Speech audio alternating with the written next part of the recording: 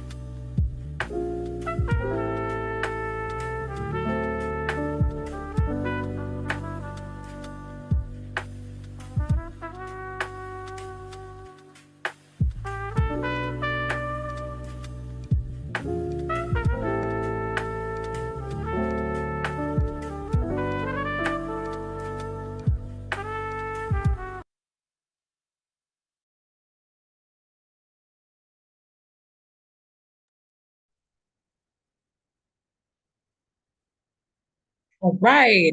Good afternoon, everyone. We currently have about 35 persons on right now.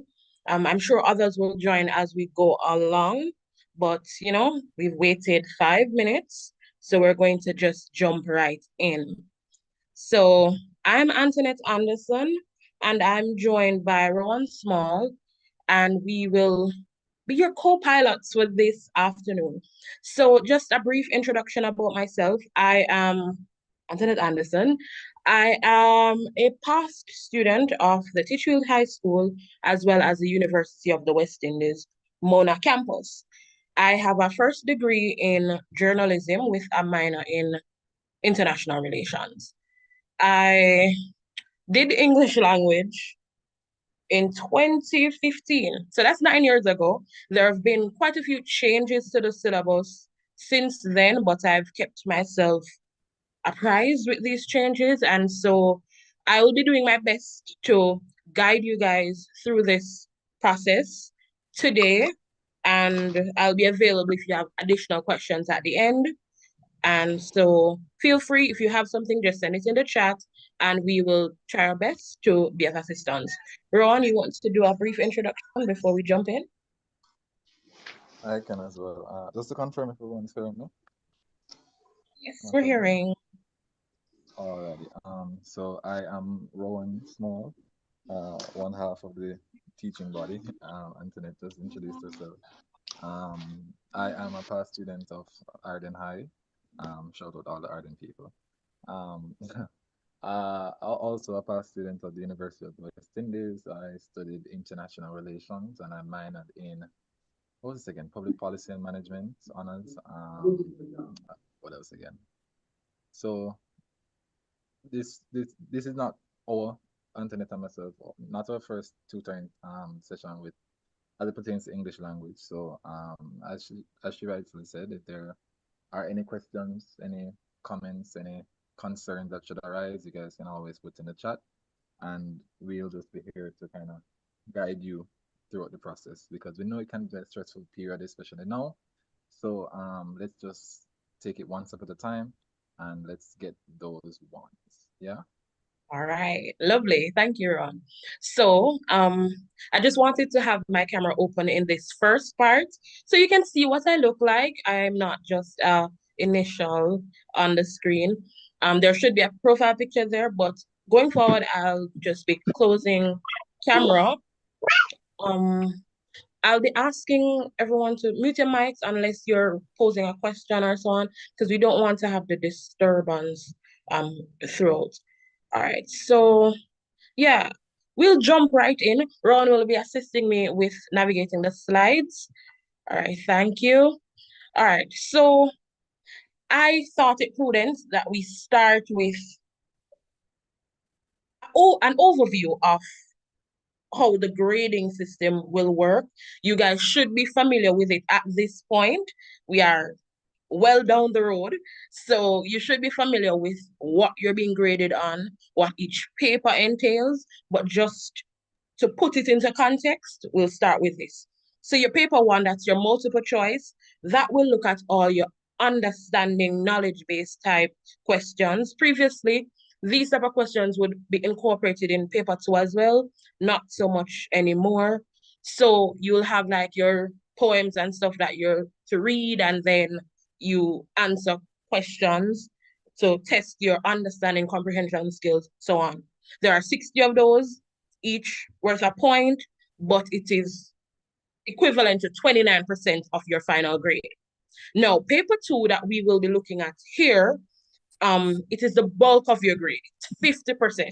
Well, it's half of the total grade, but it's that single component that carries the most weight. So you must pay keen attention to every part of this paper. Well, every part is important, but this one you can't afford to mess up on it. And of course, either you would have done a paper three or a school-based assessment, which looks at expression, and you guys would have already completed that. And some of you would already know what your grades are for that and so on. And that is a total of 21%.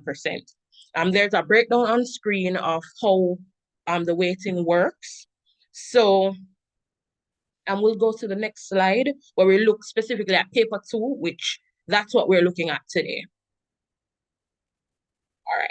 So this paper, oh, you go back to the one before, sorry, because it's the, yes, that one. Thank you. Thank you. So this paper, as I said, 50% of your overall score. Key thing to note, the exam is 2 hours and 40 minutes. Realistically speaking, you would spend about 10 minutes or maybe 5. You're writing on your names and what your name or whatever. You are scanning through the paper.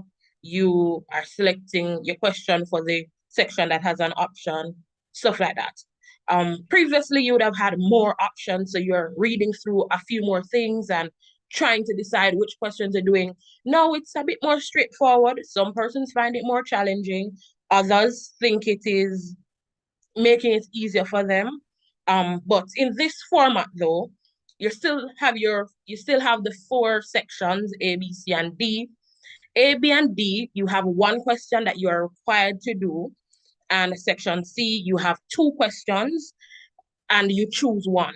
So you don't do both, you do 1. So in total, you're doing 4 questions, 1 in each section. It's just that for 3 of the sections, there are no options. You just do what they ask of you. Please note, ensure that you do all parts of a question that you're asked.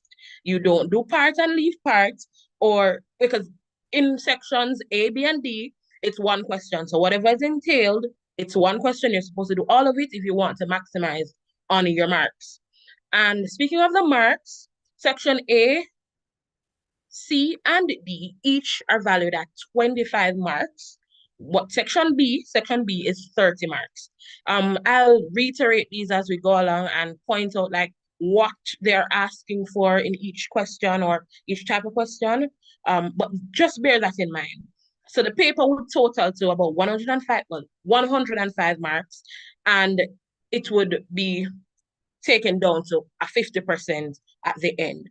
So essentially, if you get a total of, say, 55, you will end up with about 26% thereabouts. And then it would be added to your other papers and you get your final score. And obviously, you should know by now your profiles are understanding and expression. So all your marks are under those umbrellas where you would get A, B, C, or D for each of those profiles. All right, so that's essentially an overview of the paper. So we're moving straight into content. Section A, summary writing. So just some things to note. In section A, your marks will be awarded for your ability to, firstly, use appropriate grammatical forms and suitable punctuation, as well as paragraphing to convey each point clearly. And also, you must be able to communicate factual information in a clear, concise manner, and it must be adequately written in a format instructed to you. So the first section is summary, but you have other, in other sections, you may be required similar things, but the format may be different. So you're writing a letter, a report, or something of that sort. So for the marks, for summary, you're looking at understanding, firstly, and that's content. You're looking at 5 marks for content, and you're looking at 5 marks for content, and that would look at different things, but specifically, it is what you know. So what they give you, you're expected to be bringing that back in your summary. And then the other part, the bulk of your grade, is how you express that thought, how you organize the content, what language you use. Further on, I'll be looking specifically at some of these when we look at a question, but essentially this is it. You are usually asked to summarize a piece in whether 80, 100, or 120. In recent times, they've been asking a lot for 120 words, and previously it used to be more 80s, but now it's mostly 120. So for me, I must say to you, it's what you know, and you're supposed to be saying what you know, and it's not what you know outside, it's what you know from what they give you. Stay with the content they give you, don't add anything to it. You're summarizing. They said we can't write under 120. Uh Usually the script will tell you what your max is. They usually tell you what the max is. If it says in 120 or less, it should be under. It cannot be more than, because anything that they give you as your cap, it should be that and no more. However, realistically, if you're covering all the content that they want you to cover, you should be, if they give you a 120, you should be looking at about 105 to 120 words to adequately answer the question that they've asked of you, because the markers would have tested it out themselves to make sure that what they're asking of you can be answered in the limit that they've provided to you. So that's first. Also, something that's newer, you guys should be familiar with it now. Previously, they would have just given you the summary question and you do the summary only. Now, to test or to figure out that you're actually understanding the content provided to you, you're also being asked to identify main points. So, for example, you would say, identify the 5 main points in a question and then summarize on whatever. So pay attention to what is asked and make sure you answer all parts of what is asked of you. And so note what is given to you. You say what is there in as little words as possible, but make sure you do not lose the essence by omitting any of the relevant facts. And of course, do not add any of your own inferences. Don't assume that this is what they're trying to say or this is what it may be relating to. Stick to, for this question, summarizing, you stick to what they give you and you give a abbreviated version of it as requested, whether they say in 80 words, 100 words, or they say in 120 words. And a little tip that you may use, it may be helpful to you. When you're doing the summary, before we get into the steps of it, when you're doing your summary, you should be able to tell when you're hitting 120, for example. Because if you write, somebody is on mute, can you just close your mic? Thank you. So if you write 10 words across, you should know you're not going to be writing more than 11 or 12 lines. Because if the first line has 10 words, you'd assume the subsequent lines have maybe 11 words, maybe 9 words. So just the roundabout there. However, aim to be within the limit, because with summary writing specifically, markers tend to, when you get to if the max is 120, when they get to 120, anything you say after 120 does not matter. You will not be getting any marks for it. So make sure your main point is stated early. You include the relevant information only, and you are within the limit. And of course, you use appropriate grammar and so on. Now, for this that you're seeing on screen, it's just tips for how we normally go about writing summaries. Now, to be frank, this step by step may not necessarily work in exam settings for everybody. So I do encourage persons to try it out. So past papers are available online. You literally can just type in CSEC English A and you put in a year and you should be able to find a paper. You test yourself. So usually the recommended time is like 45 minutes. Stay under that because you're going to need time to review at the end and all of those things. And maybe you have a section that may require a little bit more from you. So the recommended time, suggested time usually is like 35 minutes for your summary. So test yourself with the time and figure out what works best for you. No, but standard practice though, you should be observing a few things. So you prepare. Part of preparation, you must first read the prompt. You don't scan it. You don't look at the title and assume what it's about. You read the entire thing in full, you read it, and then you would go through to just in your mind while you're reading, what stands out most to you? Because usually the thing that stands out most, that is what is the essence of the piece, and that is what you need to include in your summary. So, and also, what do all the information included, what do these points point to? What are they supporting? What argument or what piece of information is it sharing? Somebody is asking a question? Yeah, I think not. All right, so continuing. So at this point, you're preparing, so you read the package, in your mind, you figure out what the main points are, and there's usually a box for you to put jottings. Those are not marked, but this is where you put your rough work. You just jot down certain things as you go along. This essentially would substitute for the rough copy. So you're not writing out the full thing, and you just put your main thoughts there. And so when you get to the next point of you see, so here you're making a list of things that are key information and so on. So when you get to the writing part, it's just for you to formulate your sentences, adding in connectives, whatever, to make it all make sense.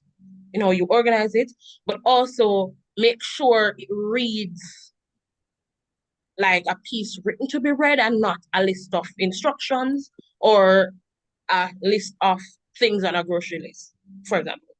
Redundant, but yeah. So what you're writing should be in continuous prose. It's not supposed to be bullet form for your actual thing that you're putting in the lined pages. Shouldn't be bullet form. It shouldn't be just numbered things going down. Because the numbered part where they ask you to identify main points, that has a section for itself and it's numbered. For the ruled pages that you're supposed to be adding your summary in, it should be in continuous prose. So that's paragraphs, that's sentences connected using words such as additionally. Although with summary, you may not use many of these because you want to keep it within the limit, but your sentences should flow, thoughts should flow.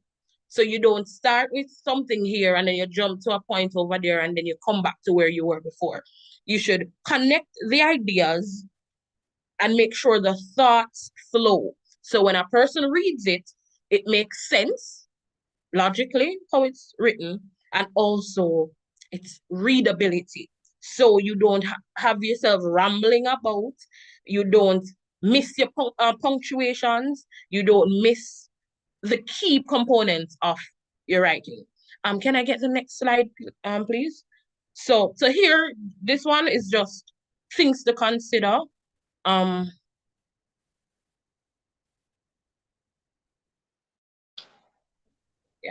we wait on the next slide to come up, yeah,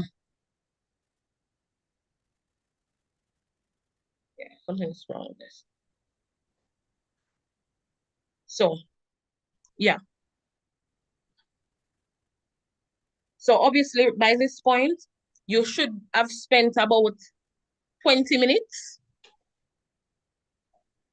on your writing to this point.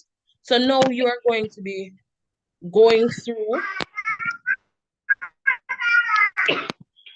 Okay.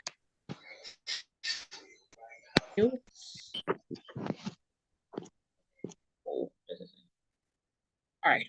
So I would have gone through some of this already, just to say, so you drop down what you need to drop down, you're writing your sentences, and in the exam situation, you may skip some of the steps, but you need to make sure that what you're writing makes sense. At the end of the day, it should be a summary of whatever the key components of the piece are, and it should be readable, organized properly using the mechanics of writing as you were taught.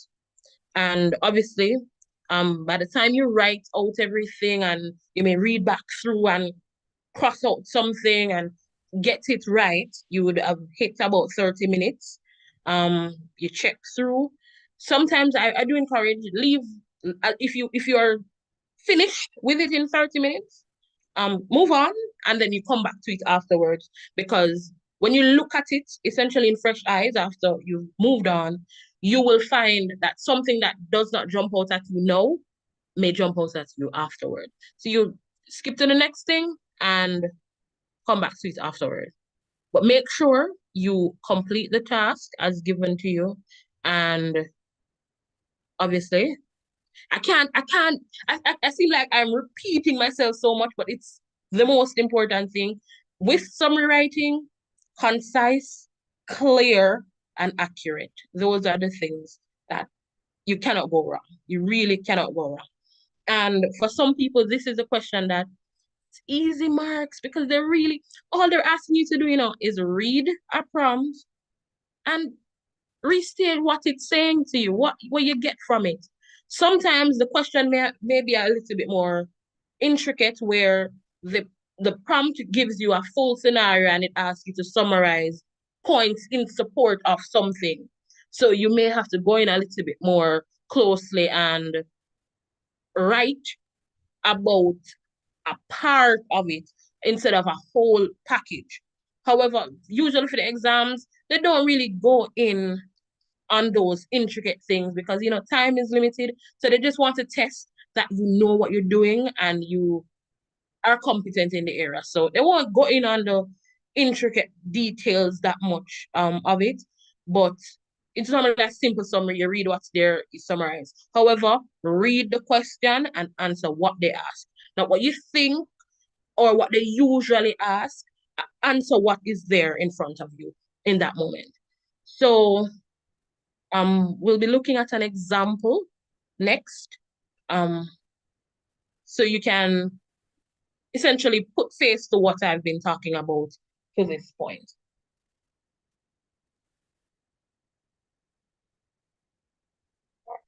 So it may look a little small, because it's a screen grab from a past. Well, this one wasn't a past paper. This one was a specimen question.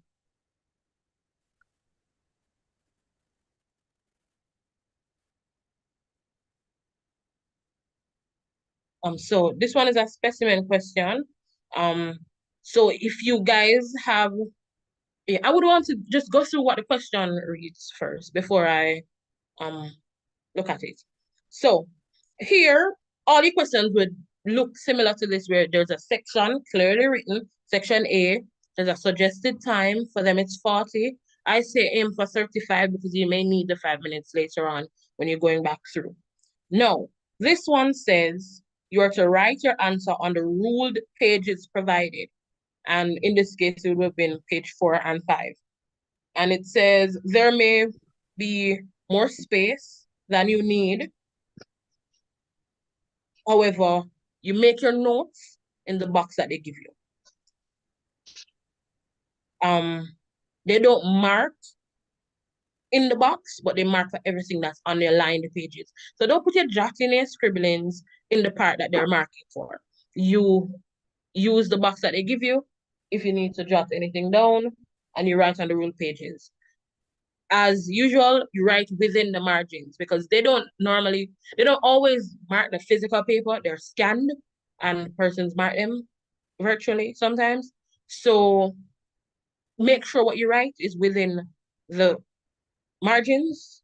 So whatever is scanned, nothing is missed. All your information is conveyed, and they can mark do an accurate marking of what you've produced. So this one says, read the following article on tattoos carefully and list 5 main points discussed. Then write a summary of the article in not more than 120 words. If this limit is exceeded, only the first 120 words of your answer will be read and assessed. As far as possible, use your own words. Your summary must be in continuous prose. You may use your answer booklet to jot down a plan. In your answer, you will be assessed on how well you won. Well, A, organize the main ideas and opinions of the extract. B, Organize and express these ideas and opinions in your own words. And C, use appropriate grammar, sentence structure, vocabulary, spelling, and punctuation. So A looks at the content that I would have spoken to you about, which is 5%, well, 5 marks. And B would look at your expression, language use, well, organization. Actually, B is organization, my bad. And C is the expression and mechanics. So Rowan will bring you guys to the passage and just want to read through it and then we can discuss it afterward. So I'll just give you guys a couple of minutes and you read through it. I'll just go and grab something and come back. And in the meantime, if you have questions, send them in the chat and I'll look at them while you guys are reading.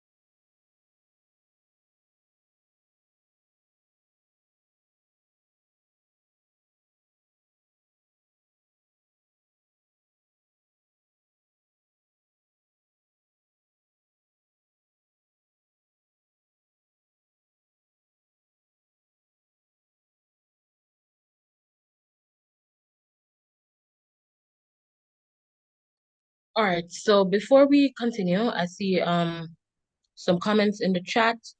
Dylan saying you can use more feds for each paragraph. So that is a like it's an acronym that speaks to what most people use it for summary writing. It is quite helpful. So what you're doing is that you are eliminating from your writing minor details, opinions, repetitions, examples, figures of speech, conclusions, so evaluations, direct speech, so that's quotes, as well as like statistics.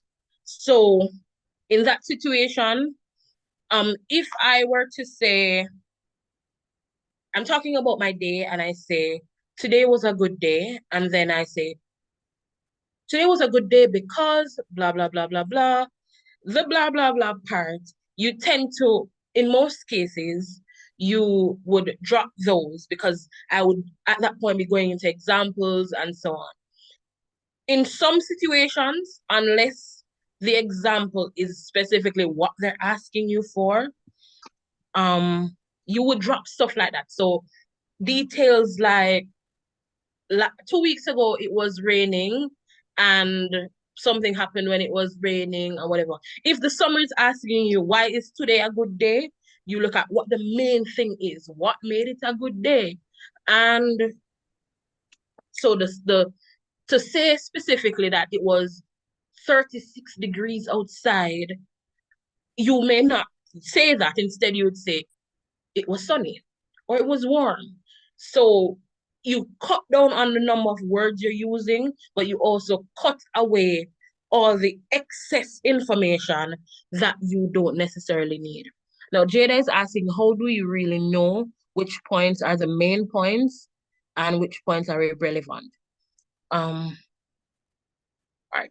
So before I read the rest of that, so usually for writing, especially like academic writing, the first sentence, your topic sentence, is usually the main point. However, with these pieces, you tend to get extracts from like stories or essays, and it's a variety of things you get extracts from. So it may not be organized like that, but every every paragraph you read will have something that stands out. And when we look at the example, you'll get that. So the main point is essentially what in your mind do all the points presented tie into? What is that thing that everything is connected to? So what are the statistics supporting? What are the examples supporting? What are all these info points supporting? Then if all these things are supporting this one point, then clearly that is the main point. Speak irrelevant, the points, the other stuff may not be irrelevant. However, it is just not the most important thing. When we read through the example, you should get a sense of that. To me, I can't tell which points I should include because some seem relevant, but isn't really relevant, and I'm not sure what to put. All right, so this is something you really can only do with practice, and not just practice by yourself, but maybe, so if you can't always like do samples and share them with your teacher and have them mark them, you may seek help from, say, a classmate who does well in it, or even just to get another opinion. So you guys write it and then you discuss it with each other, and then through discussion, you will come to identify what the main points are and what is just supporting details. All right. Would anyone care to read the passage for me? So we can just go through and identify main points. All right. So initially, I plan to just give me a second. Initially, I plan to just go through and then we look at how to do it. But with the question raised, I think we'll go through it paragraph by paragraph. There are 5 paragraphs, and it's quite apt that they ask what the 5 main points are, because in most cases, each paragraph would convey one of the main points. And as a general thing for your other pieces that you would write on your exam paper and in general, if your paragraph does not have a main point or something that it's trying to express, then maybe you're just wasting a paragraph, wasting words. So each paragraph is supposed to have at least one main point that you want to convey.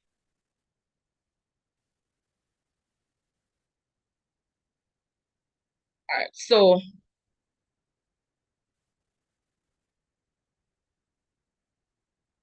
you can take a note of it.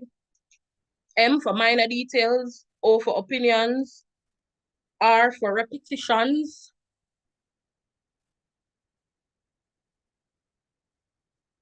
E for examples, F for figures of speech, other E, evaluations or conclusions, D, direct speech or quotes, quotations, S, statistics or statistical data. And in essence, these are all just what we consider supporting details or additional information.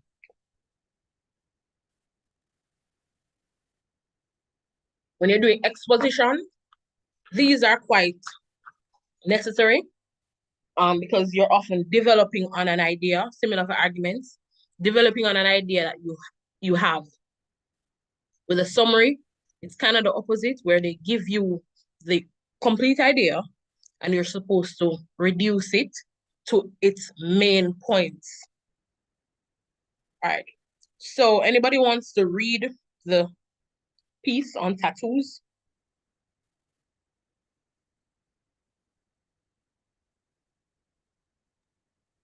Since the beginning of civilization, they have served as marks of identification, spirituality, protection, and decoration. Now at the cusp of another, huh, I don't know how to pronounce it, Millennium. millennium, tattoos and other varieties of body markings are resurfacing as a popular form of individual self-expression. Tattoos are So you timeless can and can, pause there for oh, a bit. Thank you. All right. So, because as I said, just an activity for us to go through each paragraph to see what the main point of that paragraph is. So, what is the first thing what is of this first paragraph?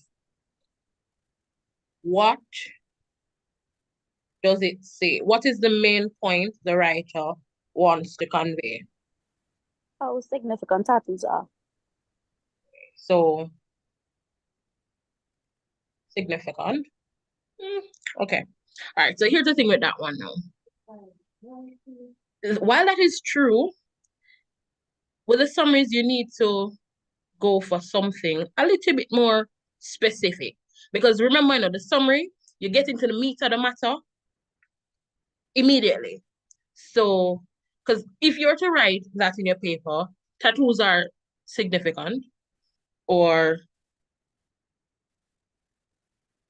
tattoos are significant, or tattoos, it's going to beg the question, why? And with a summary, you don't want to have persons asking the question why. You want to answer them, whatever the main question, the most burning question they have, you want to answer it in a concise way. So,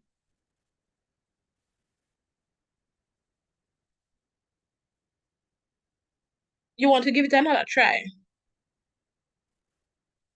Since the beginning of civilization, they have served, and it lists what the purposes are that they served.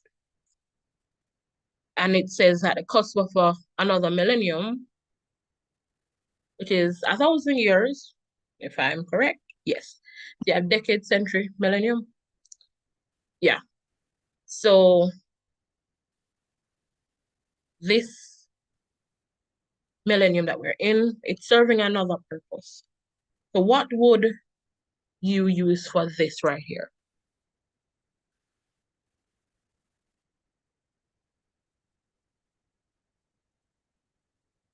So somebody says tattoos.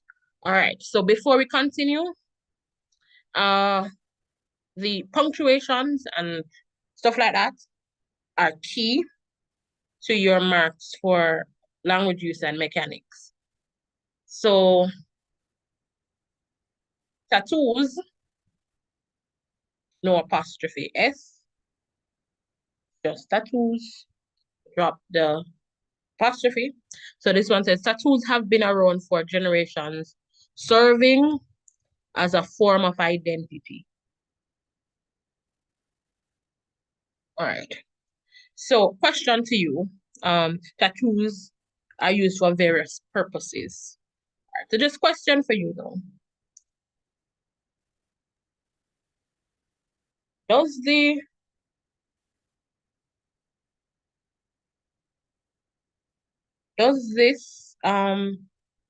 this opening line, so we're touching on some other things.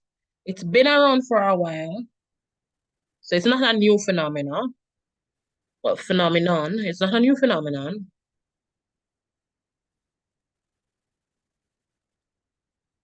Not a new phenomenon. So we all agree that part of it is to say it has been around for a while. That is part of the key thing here. And then so you can decide whether or not you're gonna say, so no, you can, so here they've summarized it here. The key points, they've summarized it and kind of condensed it. But I think we've gathered something here. So tattoos are used for various purposes. What purpose?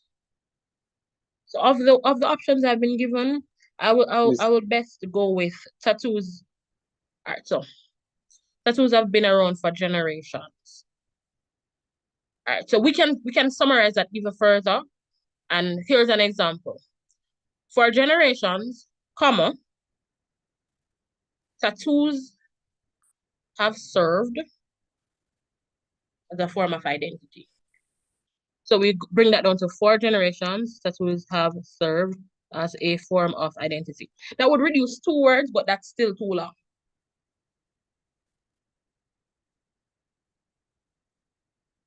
So for the sample answer, you have from the beginning of civilization, tattoos and other body markings, because we can't leave out the fact that despite the thing being about tattoos, they did say body markings. Because tattoos in its current format, being ink and whatever, is not the origin of tattoos. So instead of going into the nitty-gritty of how it came about and whatever, you would look at other body markings. So like henna and those things. Somebody's mic is open. And I think somebody had their hand up.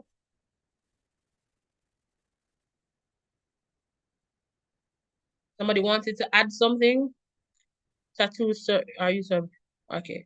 There have been a change in the purpose of tattoos from the beginning of civilization. Not really. It's evolved.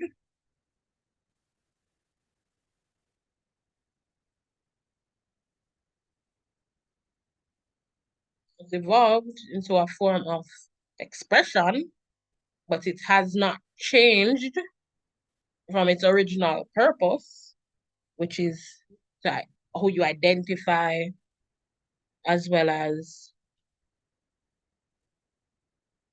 remarking on who you are as a person.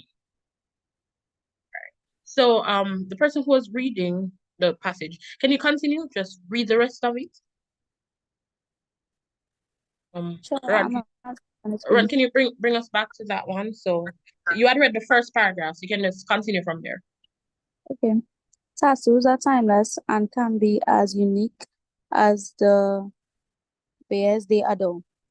They don't fade away like favorite t-shirts or get loose or broken like school rings. They stay with you forever until death. They become a part of you from the day you sit in the artist chair, etching your emotions alongside the needle's sting, transforming an instant of your life into a symbol of the will to see.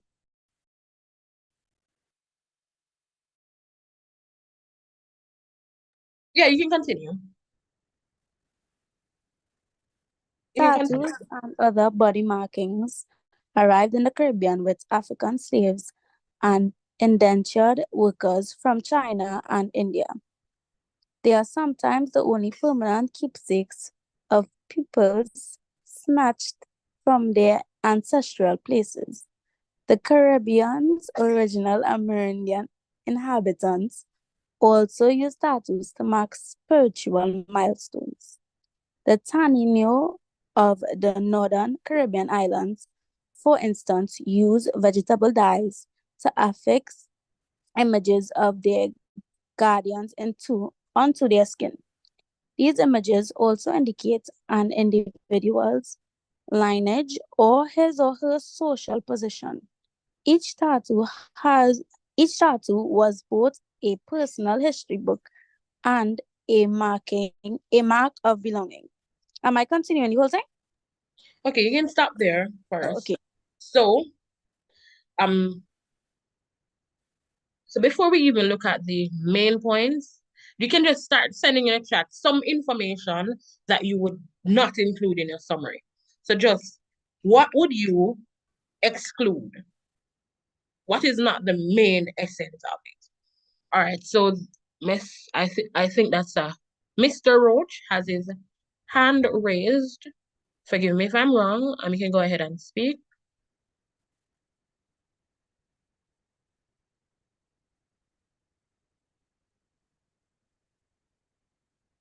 Never mind, miss. Never mind. So I'm still reading back over. Oh, okay. I would say when line, well, when they said they were sometimes the only permanent keepsakes, that line there could come out. All right. So here's the thing. I would disagree. Here's why. See, that part I would keep. So that part that you read, I would keep. The rest, though, you could drop. So like the part about t-shirts and all of that, those you drop completely. Yeah, that can drop. Yeah. So the part that you say, Dylan,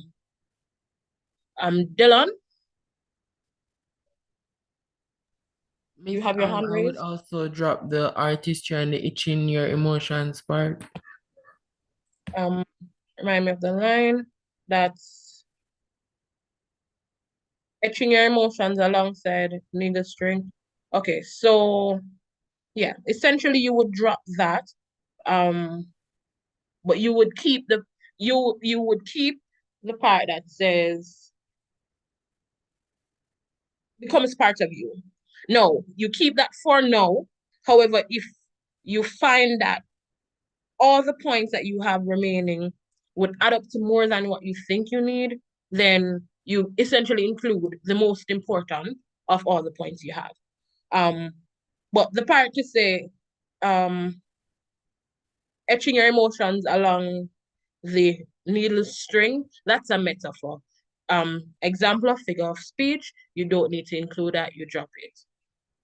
All right. So any other thoughts? Anybody else have anything? Anyone else has anything to share before we continue? So a main point is the origins, the Caribbean origins of it. So a main point, so far one of the main points we've identified is that the tattoos, they are permanent markings. So why I wanted to continue to the second paragraph, the first paragraph says it's been around for a long time. In the second paragraph, you get what exactly it is. So if a person doesn't know what it is, you know about its permanence and so on. So you can condense that with the first paragraph to say it's a permanent marking that has, or a form of permanent marking that has been around for generations or from the beginning of civilization or something along those lines. And that's one main point. It is a permanent thing that has been around for a long time. And another point would be its origins. So they were brought to the Caribbean from Africa, China, and India. But it also existed within the Caribbean with indigenous populations. So that's two. So far you already have two of the main points coming out. And another would be to say it's a form of expression, but it would beg the question, what kind of expression? Now, you're not going to go into examples, but you must say it's a form of religious, ethnic, or cultural expression. So that would cover those points, and then you just continue from there.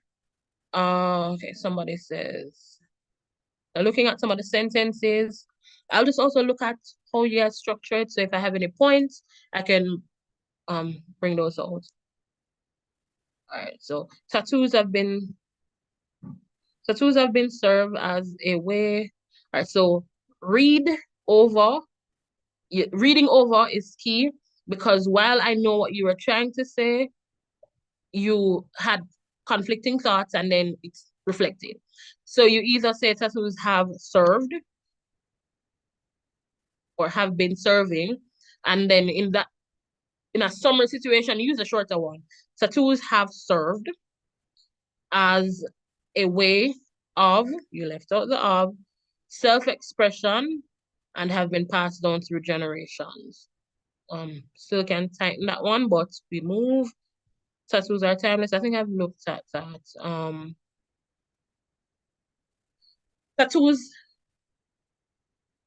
Tattoo is seen as timeless, and they last longer than materialistic possessions.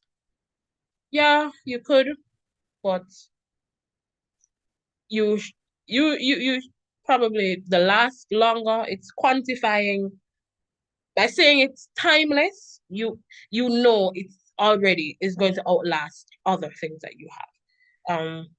But if you're padding, sure, but usually you don't have space for it. So tattoos are timeless. And still for language use, so word choice specifically, you what you get from the tattoo thing is not necessarily timeless. So the practice of tattooing is timeless, but the actual tattoo on a person's body is permanent. So whatever you're trying to say, yeah. So if you're speaking about the actual tattoo, permanent. But if you say a practice of tattooing, timeless. All right. Second sentence of the second paragraph seems to be irrelevant. And that's the one about like t-shirts and so on. Tattoos and other bodily markings arrived in the Caribbean by African slaves and workers from India and China. And that could be condensed to say tattoos and bodily markings came to the Caribbean from Africa, China, and India. Somebody's mic is open. Tattoos arrived to the Caribbean by different ethnic groups. All right, so let's look at this. By different ethnic groups. That's 4 words, but you could have a more clear sentence using 4 words just the same and answers the question, which ethnic groups?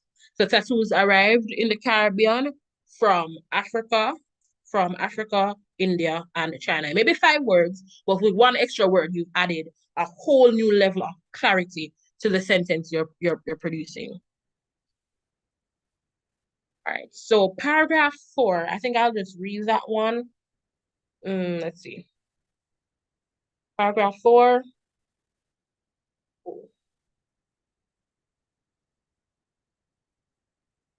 Over the centuries, however, tattoos and other forms of bodily adornment have mutated, exchanging religious and cultural significance for individualistic associations. Sometimes that mark of individuality has been confused with rebellion and nonconformity, often alluding to a stain of bad character. Tattoo wearers have seemed wild, dangerous, and even just plain bad. And so somebody's saying paragraph 4 could be tattoos have been a form of cultural and religious expression, but that has now changed. That's good. That's good. All right, so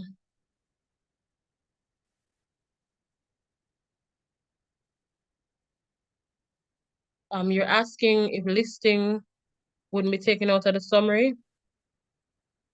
All right, so with the listing, if, for example, you're listing some steps or you're listing minor details, so on and so forth, then you remove it. However, in this situation, I think you're referring to where I said where it comes from. It's not considered listing in that situation. It's a list essentially, but it's not, because there's a balance of, if you remove it, does the essence of the information provided remain the same? Can you convey the same information without including it? And so this is where you have to consider that's how you'd go about considering if something is a major detail or a minor. Would removing it change what you get from it? It would. Because here's the thing. I like to say don't include external inferences, but in this situation, it's a common thought. If you're looking at the Caribbean and you're saying the origins of it, there's a whole different connotation of something coming to the region from Africa than something coming to the region from Europe. And so by saying where it's from, you get that the tattoos and whatever, it is part of the culture of the working class, the building class, as opposed to the plantocracy and the ruling class. And so I point this out to say the information here, including where it's coming from, it adds more value to what you're writing than saying it came from other places. If you get what I'm saying. I hope I'm not confusing you, but yeah. So if we're going to say, so remember when we're removing the list part of it and the description, we remove things like, oh, you stretched out t-shirts, and those things are a list of things that are not as permanent as a tattoo. However, here you're using a list to say, these are the 3 places it comes from. That is important. But the other things that you're associating with it, maybe not. So it's about using your judgment here, and I hope that would have added some clarity for you. Tattoos arrived in the Caribbean by African slaves and Asian indentured workers. By saying Asian, you would have dropped Chinese and Indian and replaced it with indentured workers. All right. But technicalities, let's put it this way. Let's start there. Just say it came to the Caribbean from, and you said the 3 places come from. Also for technicality with African slaves, literature moved away from referring to Africans who came to the Caribbean during the transatlantic slave trade. We're no longer referring to them as slaves. They were enslaved people because they were not slaves of their own volition. They were captured and enslaved against their will. So they're enslaved people at the time, and post emancipation, they became known as formerly enslaved or ex-slaves, something of that nature. So African slaves, yeah, not really. But you can just say they came here from Africa, China, and India. Yeah. And the understanding, essentially, when you put those 3 groups together, the understanding would have been, because of the context, with the time, it's understood what groups of people you're referring to. All right. Over time, tattoos and other body markings have changed, substituting religious, culturally important for individuality. This individuality could be associated with rebelliousness. Over time, tattoos and body markings and other. All right, so here's the thing. The passages about tattoos, we understand that we're talking about tattoos. For your conciseness, you can say over time body markings, because by saying other body markings, you include tattoos as one of those forms of body markings. Over time, body markings have changed, substituting religious and cultural importance for individuality. Kind of like the sentence. Some way could be shorter, but for readability, it's a good sentence. Individuality.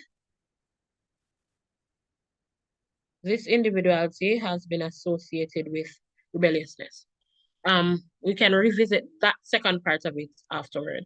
It passed my mind too. I listed them, and my teacher said use ethnic groups and group of minorities.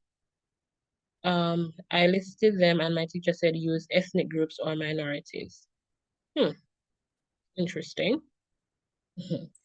Over time, as tattoos began to become as AS, Not has.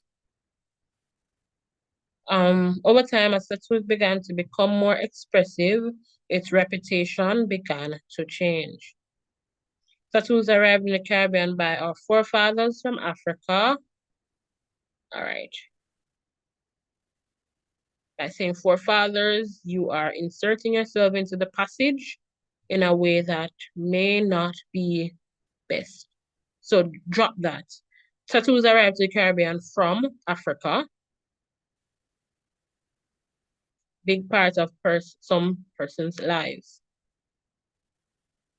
All right. Okay. So I think we have gone through most of it. Rowan, can you give me the next slide so we can go through the approved responses for the question? All right, so the first part that speaks to the 5 main points. And this I must point out comes to you directly from your syllabus that you should be familiar with. So the main points, I would have looked at 1 and 2 already. Third point, tattoos were used by people of the Caribbean for religious, ethnic, and cultural purposes. I think we would have mentioned that one already. And another says, over the years, they came to be personal expressions identified with rebellion and deviance. And finally, attitudes have changed toward tattoos, and today they have become acceptable as marks of uniqueness and difference. That would have been expressed in the last paragraph. Now, for the summary, which you see there, at the bottom, it really is small, but of the entire passage before, this is what the examiners would have put forward as an acceptable response to the question. Sorry. It says, from the beginning of civilization, tattoos and other body markings have been marks of identification, spiritual protection, and decoration. Tattoos are permanent markings which vary greatly and can be personally very revealing. A tattoo is an instant of your life etched forever on you for the world to see. Tattoos and other body markings were characteristics of Amerindians, were characteristic of the Amerindians of the Caribbean as well as of the Africans, Chinese, and Indians who came there. No, particularly with this sentence, it's one of those lengthier sentences. However, it encapsulates what would have been said in an entire paragraph. So it includes that Amerindians of the Caribbean, they had tattoos, and other peoples who came, they also have tattoos. So it's not just something that was imported to the area, but it's also ethnic to this region. And continuing, for all these people, they had cultural, spiritual, and ethnic significance. Over the centuries, tattoos and other body markings have changed back and forth from group significance to individual significance, presenting a daily image of difference and uniqueness. No, this is not exactly how everyone would write it, and nobody expects everyone to write it the same because you should be using your own words, your own way of writing it. Some persons like to alternate the length of your sentences. So you may have a short opening sentence followed by a longer sentence, then a next, then a next. For the summaries, you may want to do short paragraphs. For this, I could see you doing 2 paragraphs. To answer this question, you're doing 2 paragraphs. Just to say it's not one block of information together. To show that you're doing continuous prose, you do 2 paragraphs, making sure you have united information in each paragraph. Similar or related in 2 paragraphs. All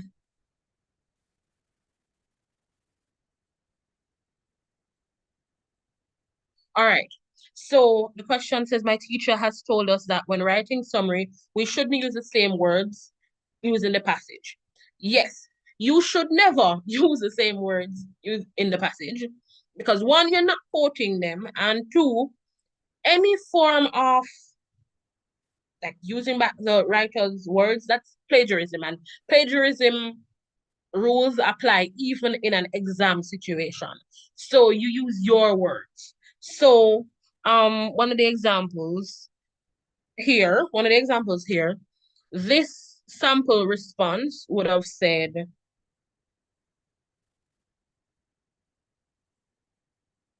let's use something from here. Tattoos and other body markings were characteristic of Amerindians of the Caribbean, as well as of Africans, Chinese, and Indians who came there. This is their way of expressing what the writer would have said, to say these people came to the Caribbean and that they paraphrased and summarized. So you're not just cutting down on what they had said before. You need to use your own words. So you're not going to be picking up sentences from the prompt and then just putting them together and saying this is a summary, because that's not a summary. You need to be doing some level of synthesis. So you take the information that you get, you pick out your points, and you put it together in your own words. Because yeah, for all the questions, except for the storytelling section where they may give you a prompt and say, use this sentence as your opening sentence or your closing sentence, or use it in your in the story, you are to be using your own words as much as you can. Another question, symbolism of tattoos. Oh, that's just wanted to clarify the amount of passage they give you to summarize. I'm not sure if I understand what you're saying, but if they say no more than 120 words, then you're doing 120 words.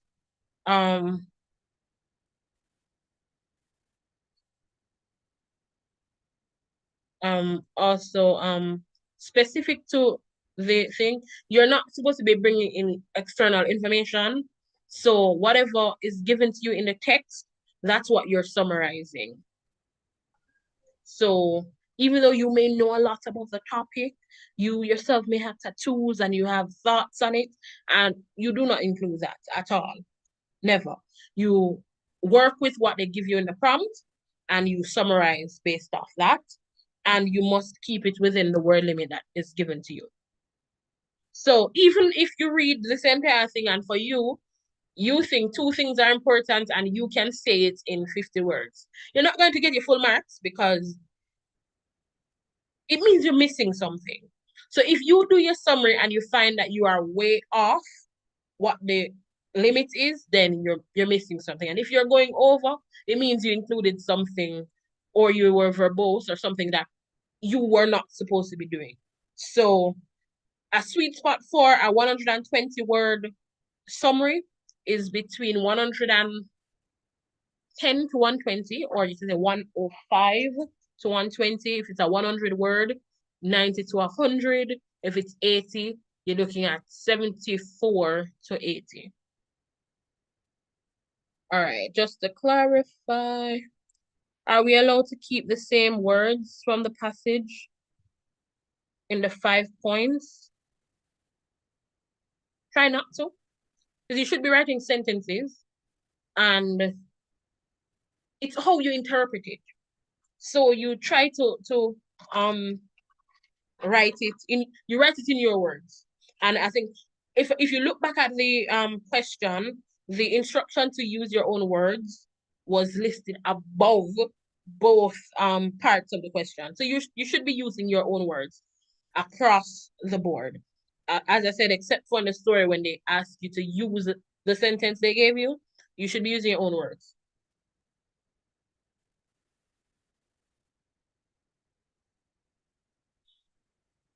Using your own words. Use your own words across the board. And also with the 5 main points, it may require, this is one of the other reasons, other than the plagiarism part, which is a big part, with the 5 points, it may require you to your main point may require you to pull information that is not exactly next to each other. So you may say, as they would have had here, tattoos are permanent markings which have been around from the beginning of civilization. The part about permanent marking was not in the same paragraph as the one that says from the beginning of civilization, if you get what I'm saying. So you try to use your own words and make sure what you're writing grammatically correct and makes sense. All right, so we're good. We can go to the next one.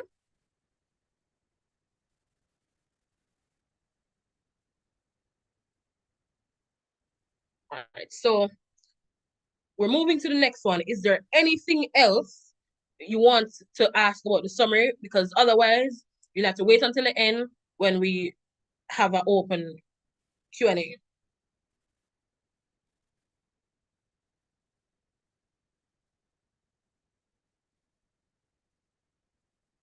All right. Sharika Johnson, go ahead.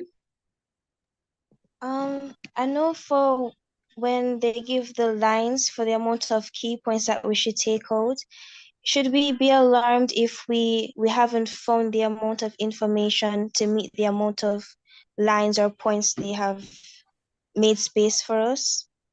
Or if they say 5 points, it means there are five points there, and you may need to go back and read through. That's why I said one of the things to look at. Usually, if it's 5 paragraphs in the prompt that you're given and they ask for 5 points, it's usually a situation where each paragraph has one of the main points. So that is something to think on. So usually, you should be able to find a point per paragraph. Now, the issue now is if you have 8 paragraphs, for example, and they ask you for 5, then it means in that situation, either you're just going to use 5 from what you have, or you're going to be synthesizing the points from like 2 to get one main sentence or one main point. Because sometimes if the point is a longer one, they may split it into multiple paragraphs. But okay, so it was 4 paragraphs and they asked for 5. Then that means one of the paragraphs had 2 points. If you have a sample, you can send it to me and you and I can discuss it. All right, so we're moving on to exposition. So something to note here, in section B, your marks will be awarded, like section A, your ability to communicate factual information clearly, concisely, and adequately, given the written instructions, and usually it takes the form of reports, summaries, and so on. And you must use the appropriate format that they ask you for. So your marks will be awarded for your use of grammar, suitable punctuation and paragraphing, as well as appropriate use of language, communication, as well as making sure you use the right format. And in this situation, your format may take may be for letters, reports, summaries, emails, so on. As you can see here on the slide, there is one compulsory question in this section, and the question will require you to respond to stimulus material. The response may take the form of an email, letter, report, notice, or article. The questions will change year to year, but the focus is on your skill of communicating factual information concisely. Now, there are 30 marks for this section.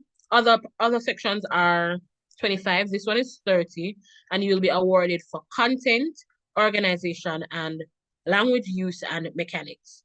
I've linked a document there. We can go through it afterward, but you can just skip to the next slide and then we can revisit the document after. So This is a breakdown of how they grade you. So in the content part, you get 3 marks. It's not content. Not content. Bye-bye. In the first section, you're graded for format and conventions. That's 3 marks. So, for example, this is specific to if you're asked to write a letter and you decide to write a report, you know your marks already gone because you're not observing the format that they instructed you to. And conventions speak to the elements of that format. So, for example, an email must have a to, from, and a subject, as well as other parts, while your letters, you must have sender's address, recipient's address, your salutation. If it's a business letter, you must include your signature line, so on. Yeah. You also have 3 marks that speaks to relevance and clarity of information. This is similar to what they're requiring you from the summary, where based off the prompt, you need to say what you have in mind and be clear about it.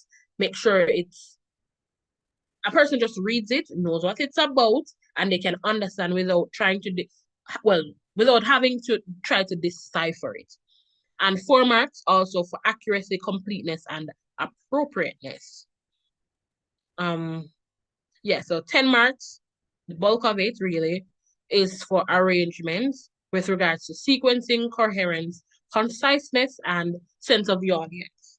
So, for example, if you're writing a letter to a friend, the letter would be completely different in tone than something you're writing to, say, the Governor General's office.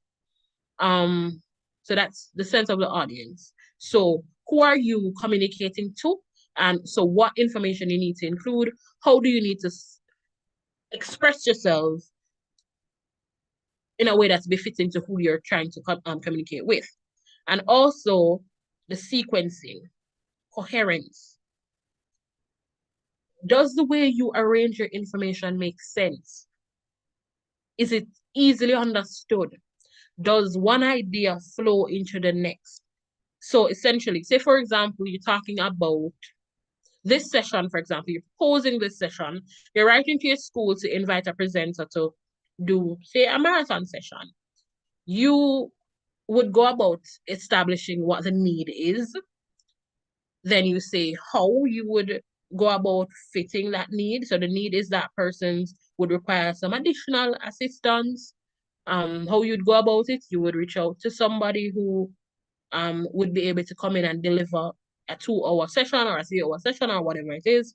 And then you move into who. So you suggest somebody and what are their credentials, so on and so on. Something like that flows, it makes sense. Or you may go ahead and introduce the person and you say, this person is blah, blah, blah. They do this kind of session.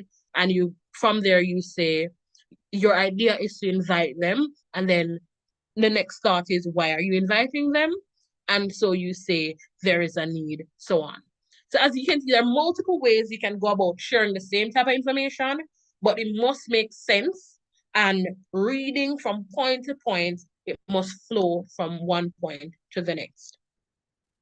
And of course, language use.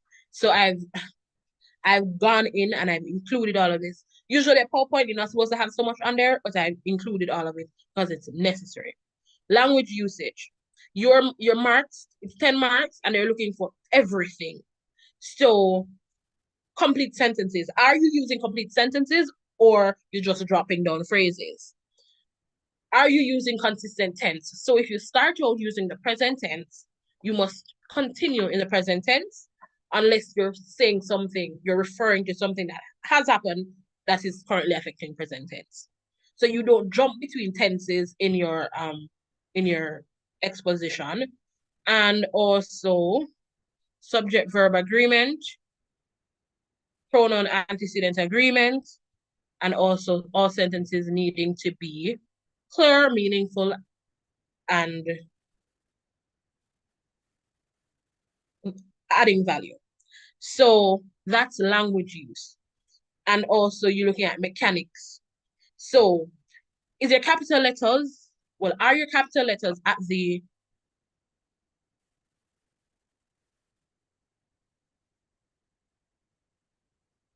I'll go back to your question after. So are your capital letters at the right place? Your full stops, your punctuations, commas, question marks, apostrophes, semicolons, hyphens. Are you using them appropriately?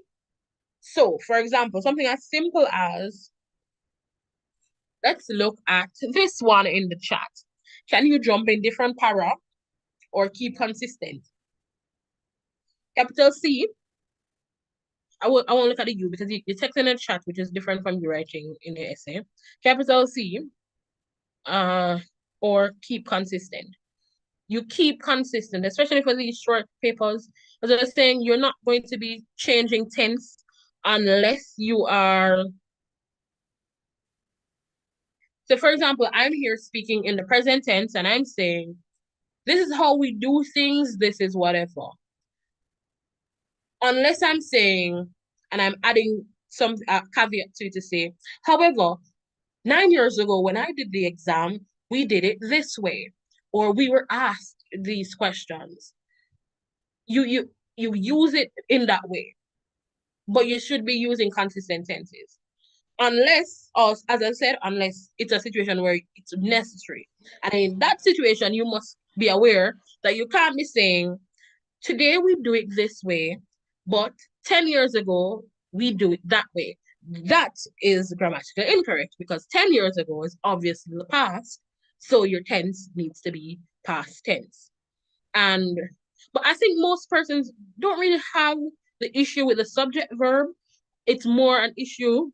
There's a more prevalent issue with the pronoun antecedent agreement, where you say you're speaking about a person and you use it, or you're speaking about a group of people, or it seemed that you're speaking about a group of people, but then the pronoun that you use does not apply correctly. You're talking about a person and you use they. And this is not in the liberal sense of the pronouns of the world these days, but for English language purposes, using the appropriate pronouns to speak that connect with who you're talking about or what you're talking about.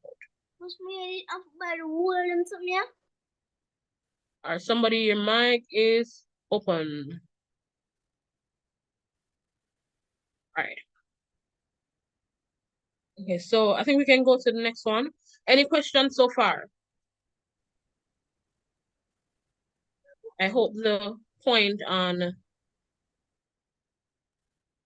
the tense adequately answered. So this question comes to you from 2 years ago. All right. What if they give you a prompt, but you can't tell the gender of the person? No, what I was speaking about was in a general sense. It's not specific to the prompt. It's in a general sense. So when you're writing, so these are the mechanics of writing that they mark you for. It's across all your questions. So for example, say in your story, the prompt is a guy sitting on the bench and you've named this guy Jason. If you've named this guy Jason, you've established that he's a guy, and then you go on to speak about the person, then you need to have the appropriate pronouns to reflect what you're talking about. Also, and the most time it comes out is in sentences where you have like you're speaking about two different people. Say you're saying, this bag belongs to Rowan, but he has given it to Jada. or he has left it with Jada. That's perfectly appropriate because pronoun here, it's talking about Rowan, it's his bag. Me again, I'm saying it's his bag. Rowan left his bag with Jada. It's his bag. But if you're speaking about the bag, so you get what I'm saying? So you need to be aware of the pronouns that you're using and making sure that it relates specifically to what you're talking about. Now, for the letters and so on, when you're saying, if the prompt does not state, most time it states the person's name or states the office or whatever, you may say, dear sir or madam, and most time you don't have a need to refer to them after that. You usually don't have a need. When you're doing their, like emails and so on, you use dear sir, madam, if you're not sure. If they gave you the person's name, you do not say dear sir, madam, you say dear Miss Anderson or Dr. Brown, or so you use their title and surname, or you use full name or whatever, if they've given it to you in the prompt. Otherwise, you say dear sir, madam, or to whom it may concern, or something of that sort. All right. Any more questions? Because I don't want anybody to feel left behind. So if you have a question, ask it now before we jump into this prompt.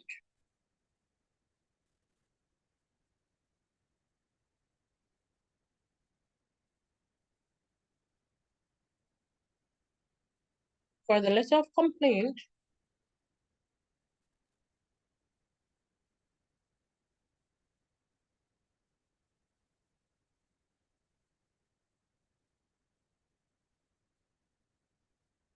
that's a standard feature. So that's looking specifically at something. So a standard feature of is this standard feature of the letters is the formatting. A letter of complaint is a formal letter. So the instructions for a formal letter, as in the formatting of it, would be the same as any other formal letter. The complaint, it would be the same. However, with the complaint, it's just specific to what your issue is and how it's been affecting you and how you think it may be resolved. So the only difference with a complaint letter and any other formal letter is content and not format. So, for example, you're looking at where the date should be. The date, wait, ooh, yeah, I don't have that one on the slide.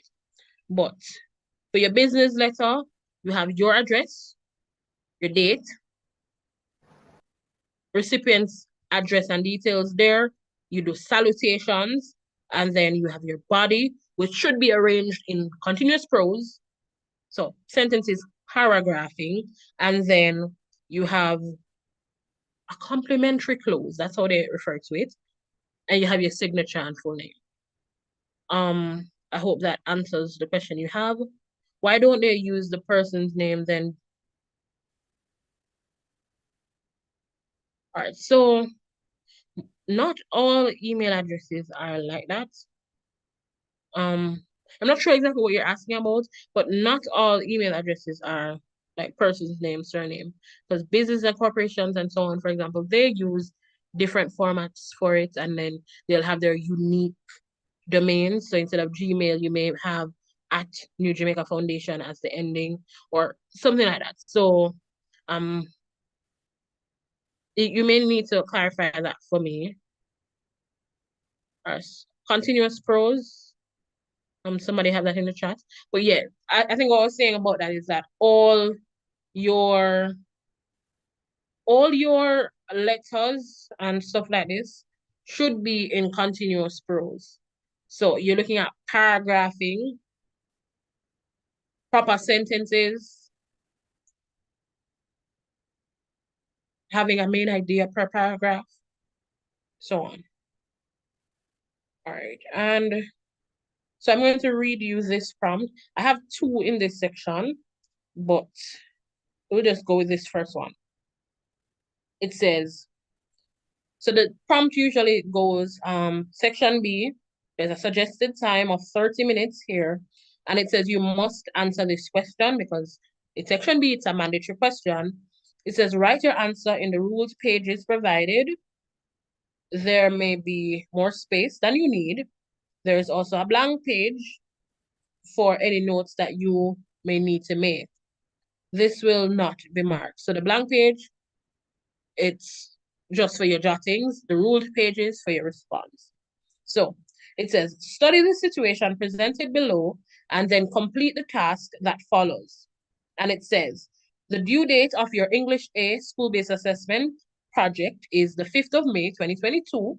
However, on the 3rd of May, a fire at your house destroyed everything, making it impossible for you to meet the given deadline. You have been staying with relatives and need additional time to complete the assignment. Write an email to your English teacher, Mr. Jeremy Coffey, in which you inform him of the incident and request an extension of submission to be the 31st of May, 2022. Make sure to include all the relevant details in your email to your teacher. And so that was the prompt.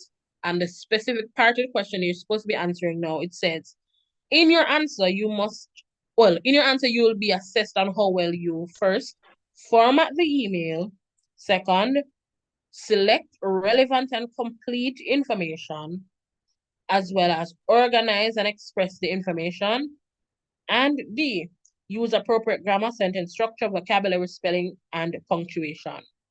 Your email must be in continuous prose. So they keep on saying it to you, so yeah, you should know this is how you're going to do it. So I'm just going to open for someone to share what's the first thing you would include here. First thing.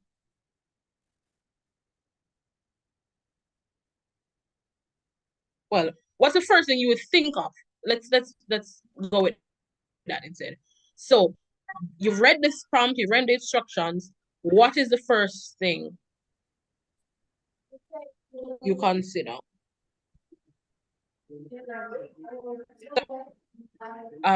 Jessica Valentine, your mic is open. Are you responding?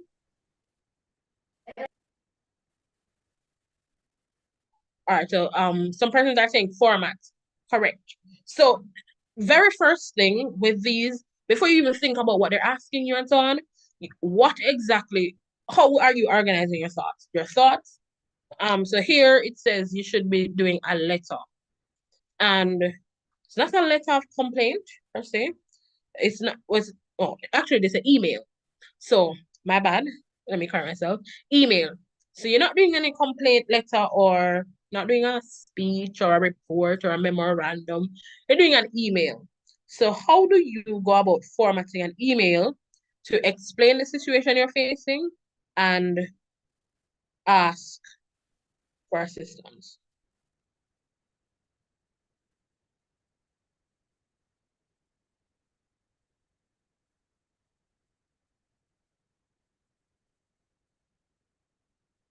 No responses? You guys left already, or you fell asleep? Come on. What is the first thing you think about when you're doing your email? The email addresses. All right. So the email,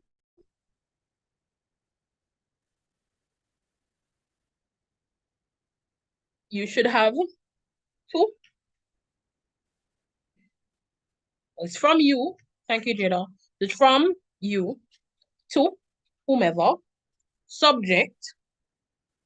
What is an appropriate subject for this email?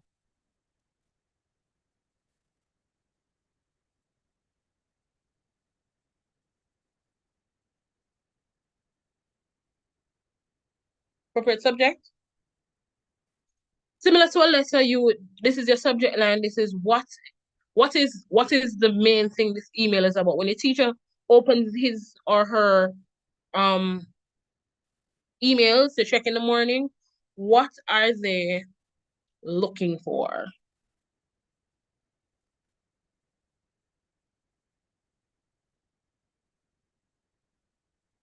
Asking for extension, requesting extension for school-based assessment, request for extension on SBA date, request for an extension of the, all right, SBA extension request.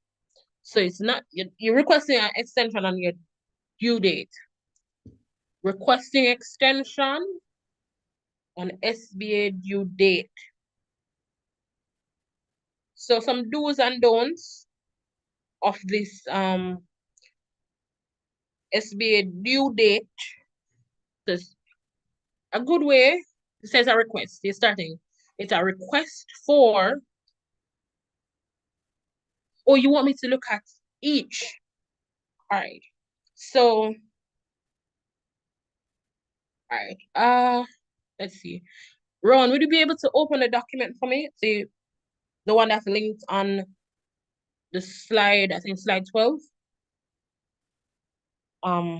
In the meantime, I'll just read to you. Okay, so that is coming shortly.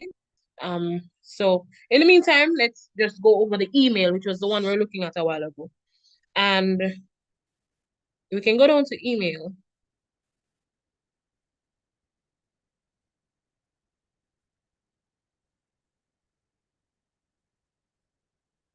All right.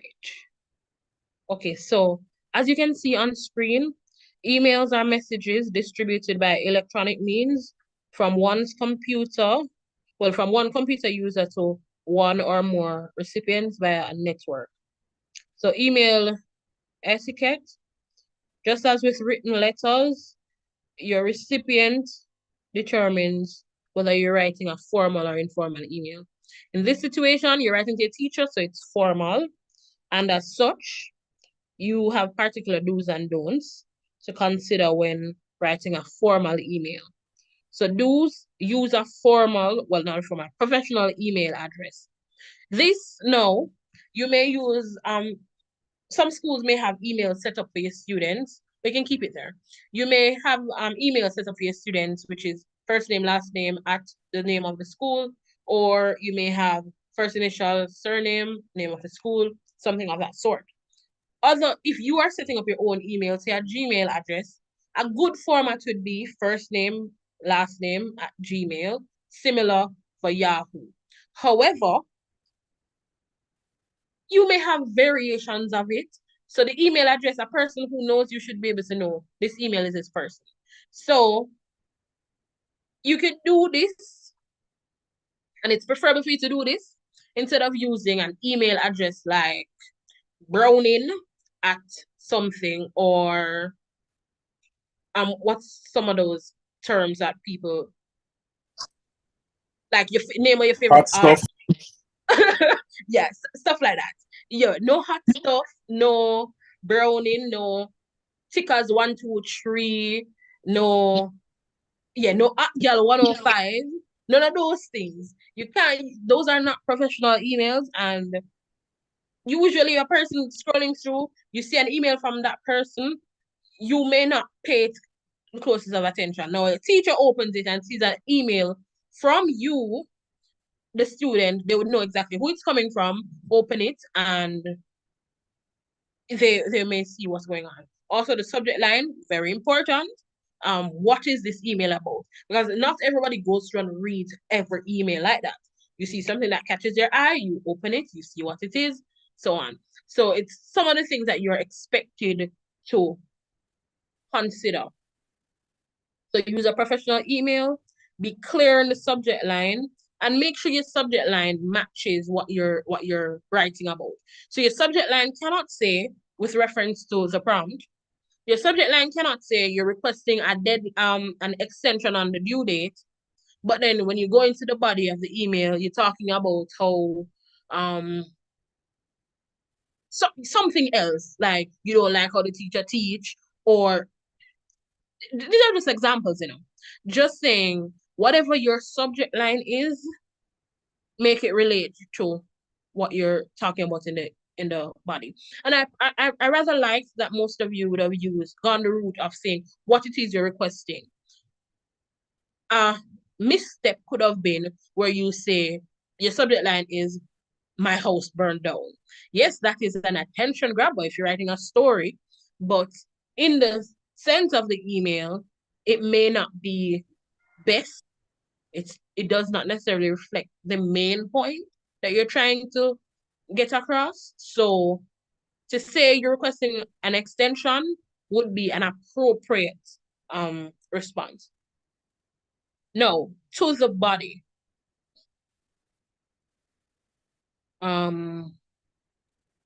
Yes, an email is typically short.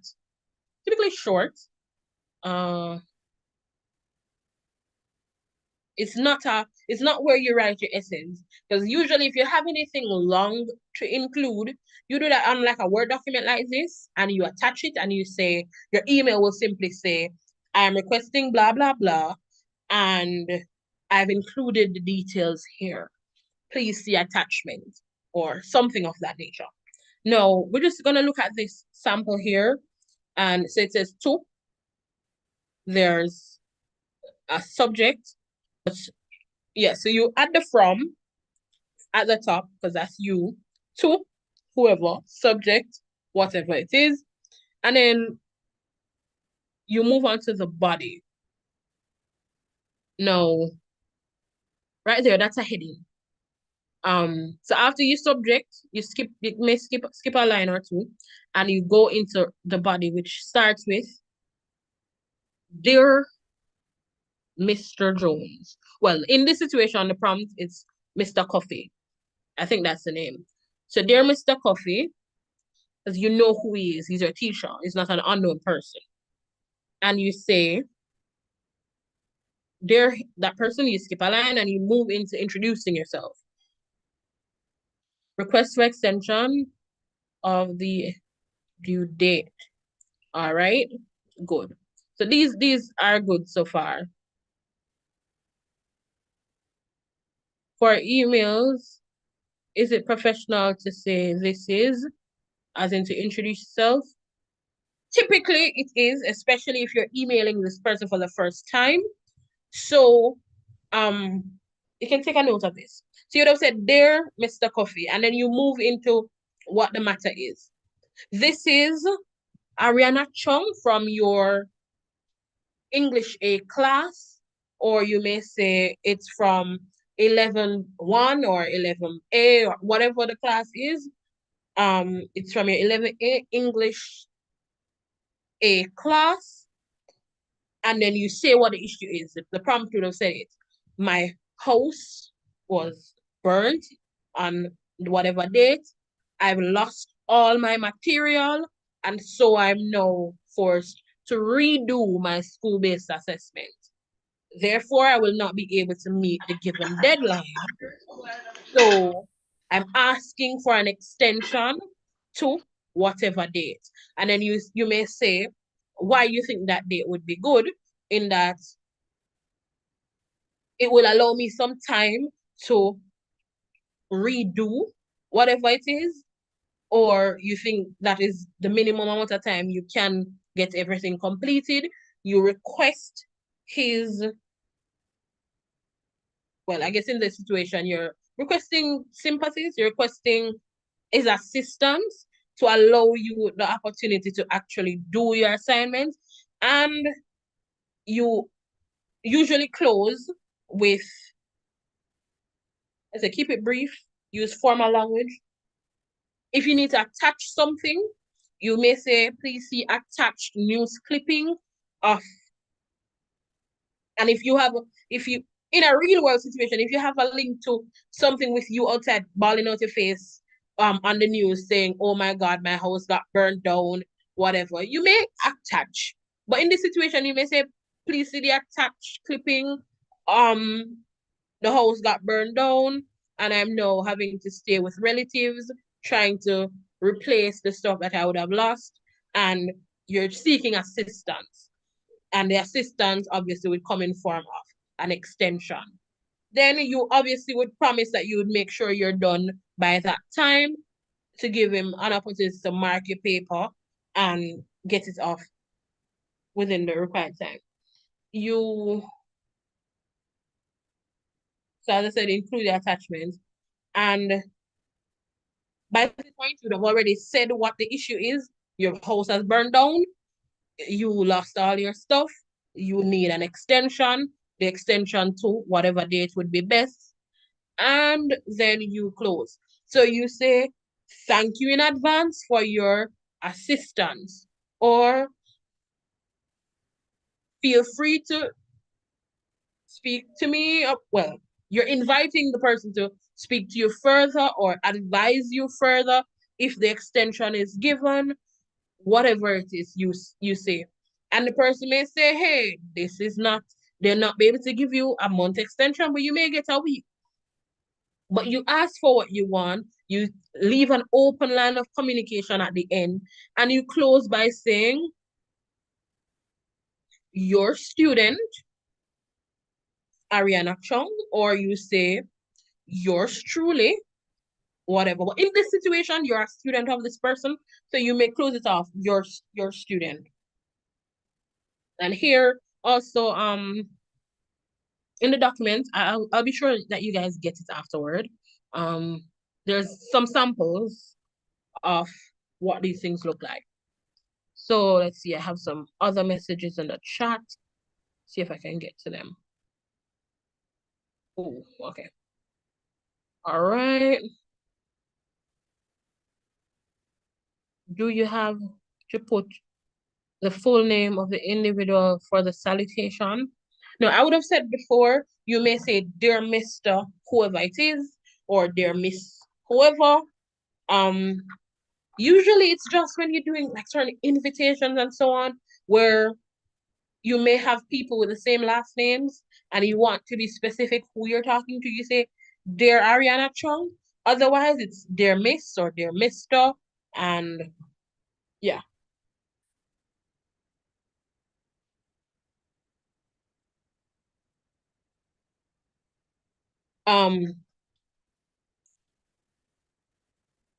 This is it accepted to say this is? In the email situation, you may introduce yourself in a variety of ways. You may say, I think I am is the best way to do it though.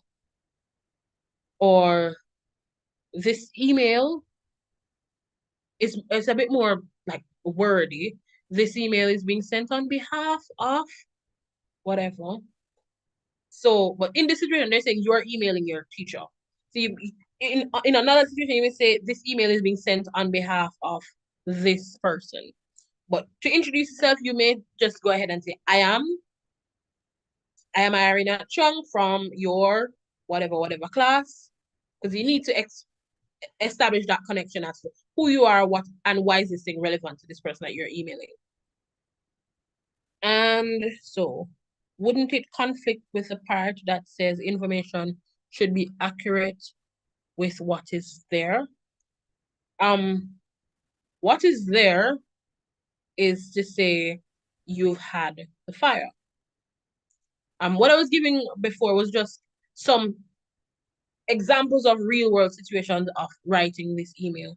But yes, you stick within the word limit. Well, there's not really a word limit. There's a suggestion of like 300 to 400 or something like that. So you say who you are and what the issue is. The prompt did say there was a fire and you've lost everything and you're staying with relatives. You need an extension on your school-based assessment. So is that 300 words? You're going to need to flesh it out. We're not going to be adding any otherworldly stuff. It's just to say, this is Jada from your whatever class. This is the problem I'm facing. I lost my home and everything I have due to a fire on whatever date, because the date was there. You may next sentence maybe I am unable to meet the deadline of May 5 for submission. Well, the May 5 submission deadline for the school-based assessment because of whatever. So you've lost everything, you don't have it, you cannot meet the deadline. Therefore, I am asking for an extension. This is the extension. With the summary, it's more strict where you do not include anything else. With this exposition, you're using the facts that are there and you kind of logically develop it and explain it in a way that persons can understand. And so you write your letter and you do all of that, you close out.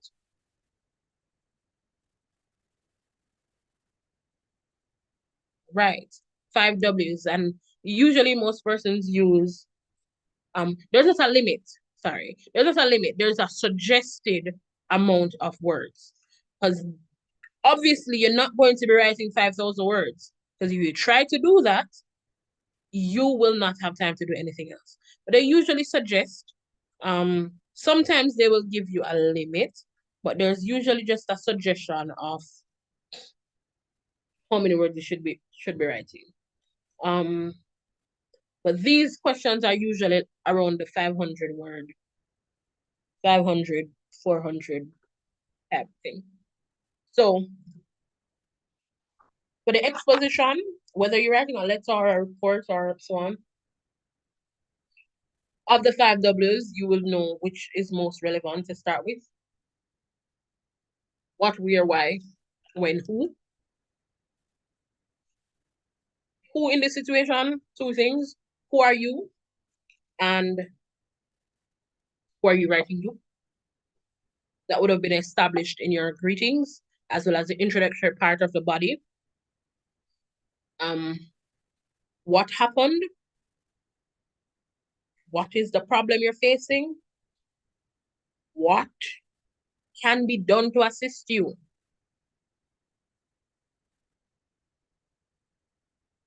You may also choose to go the why route, which is similar to that, where why are you emailing? You're emailing because you need an extension. Why do you need an extension? Your house was burned down and you lost everything. Where in this situation? Not really the most relevant. It's really not. But you may include where you're staying now. So your house burned down, you're staying with relatives. Because you really don't have anything. You're staying with relatives and you're trying to get everything done again. When? There are 2 whens that are relevant here. When did this incident happen? It happened on May 2. When is the assignment due? It's due on the 5th. And you cannot get it done in time. When would you be able to get it done? You'd be able to get it done by the end of the month. And closing out, you're asking for his assistance and look forward to hearing a positive response. Closing out, your student, Ariana Chung. All right. All right, so any other questions? Specific to any of the formats?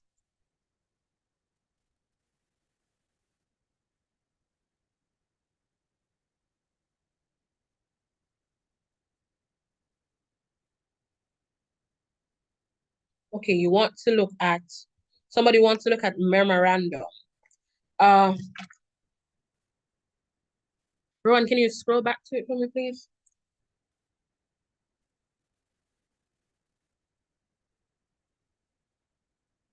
No, the memorandum is on the document, the PDF.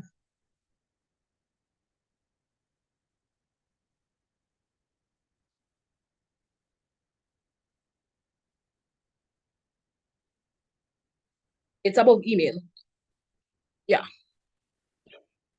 Okay, thank you. So memorandum is singular, memoranda, multiple.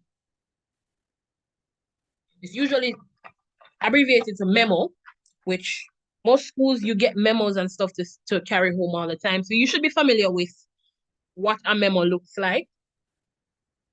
It's a written message in business or diplomacy. It's using organizations, and some reports are written in this form. All right, so characteristics of a memo. They are brief, factual, and improve flow of information. The purpose is to send announcement, send instructions, send requests, and document incidents in writing.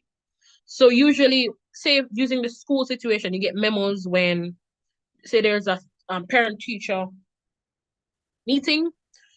When I was younger and going to school, you'd get a printout with a memo to say, parent-teacher meeting happening, when, bring it home to your parents. And the memo, essentially, it always has certain characteristic features. Now, your memo must say to whom you're sending it. It must also say from whom it's being sent, as well as the relevant positions related to the sender and recipient. And you also must say the date. The date is important, especially where because memos are also used when, say, there's breach of policy within an organization, or there is a conflict, something of that nature. So the date is important because the date is in the future, if you need to go back to it, the date when the memo is sent will be able to provide chronology of the incidents that happened that led you to that point. So the memorandum must include your date in format month, day, year, as well as a subject. Similar to your emails and your letters, your memo must have a subject. And this is not a sentence. This is usually a preview phrase. For example, New Jamaica Foundation Marathon Series. That's the memo phrase. And then the date would be May 5th, 2024. And you move from there to say what it's about, all of that. Now, a sample of this memo, you can scroll to the next page. It's on the next page so they can see it.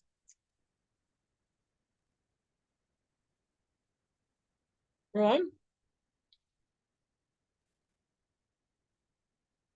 It's the next page. Just scroll. Yeah, there. Thank you. So it's to Mr. Vaughn. Well, I say V, usually Vaughn. So Mr. V. Anglin, Dean of Students, from Mr. R. Smith, Head of Biology Department, dated September 21st, 2004. Subject, students in discipline in canteen. And then it would detail what happened on what date, as well as the information received. And then you can go on to say what is being recommended. In this situation, it says, I'm asking you to consider whether disciplinary action against Paul Harvey is appropriate.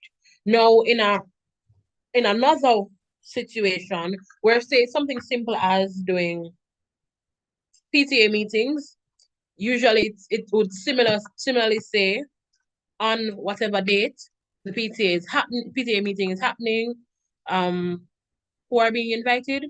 You, the parents, aren't being invited, and it may go further to say specific members of staff will be there because this thing is happening. And you also may include something like, say, CSEC exams are coming up and the school has concerns. And so, or the school recognizes that some parents are having concerns. So this meeting is specific to that. Or maybe around graduation time, you may be saying, graduation is XYZ date. And so we are inviting you to a meeting. The aim of this meeting is to set a price for graduation packages, or the aim of this meeting is to decide whether we're going to have graduation or not. Just stuff like that would be included. So usually the recommended outcome is at the end of the memo, or the call to action, so to speak, is at the end of the memo. But the problem or what the issue is normally at the top. And so for memo though, it's the main thing is your format. So it's to whoever it's supposed to go to, from, you, dated, and a subject, and you write as that. And as I said, all should be in continuous prose. All right. Any other that you guys are particularly interested in? That would have touched on the letter, and I've touched on the email. You asked to look at the memo.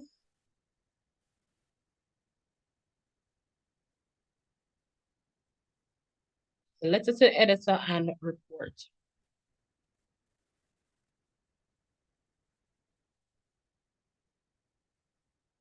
Okay.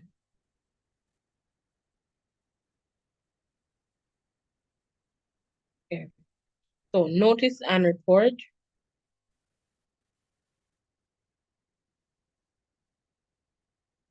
All right. So let's start with a notice, because notices tend to be simpler. If you go anywhere, you say a notice board, you usually see these. But a notice, it's some announcement. So while a memo usually has some call to action because you want to take some form of action or whatever, the notice is usually an announcement of action or decision taken. So you have some purpose may include to announce or display information to a specific group of people, and it may be pinned on a specific display board, whether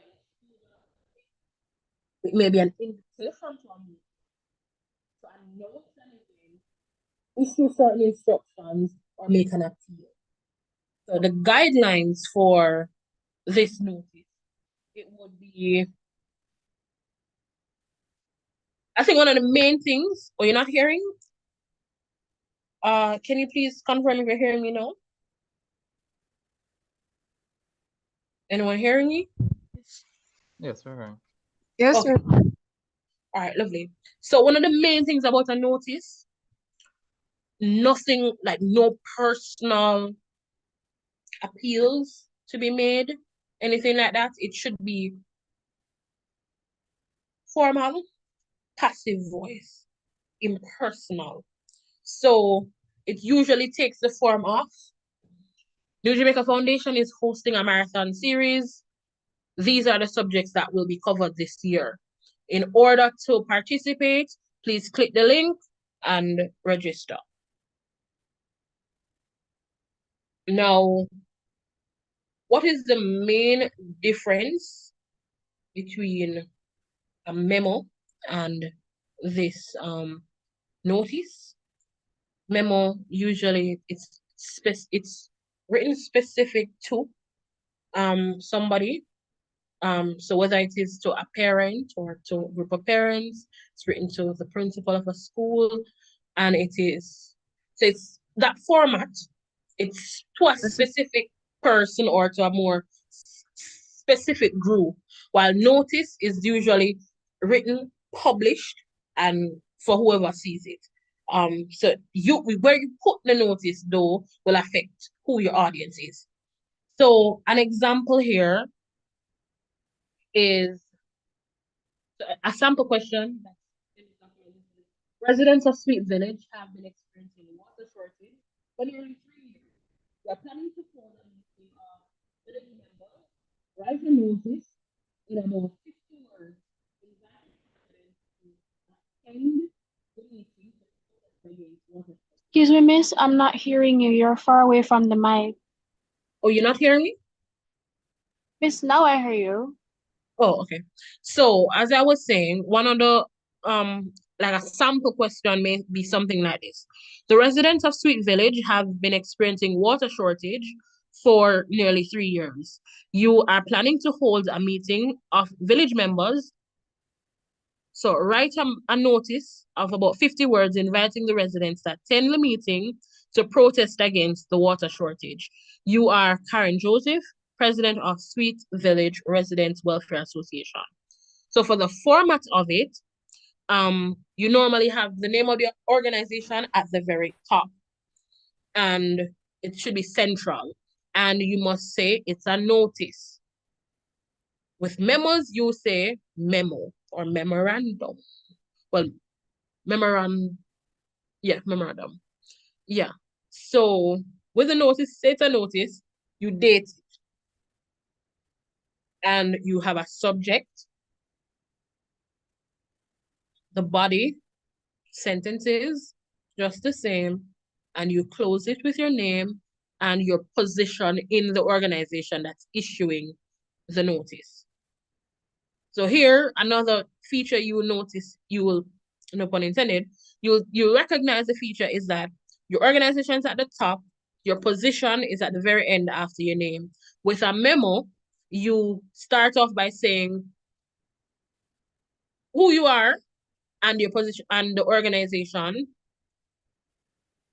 who you are, organization, position, that's in a line, who you're addressing it to in a similar fashion, and then you go on to do your date and your subject, whatever.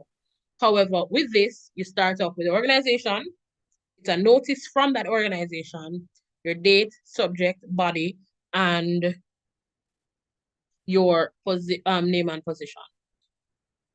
So again, format, name of the issuing agency or authority, followed by the word notice, which is boldly written, date of issue or a release of the notice.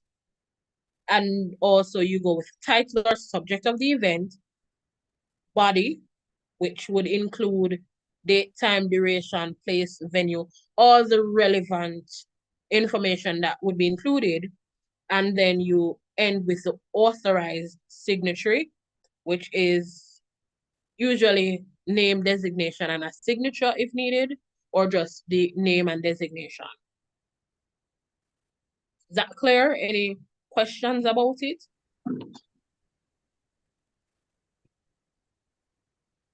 Water shortage. Submit. There's a question. Oh, sorry, the mic was just on. Okay, all right.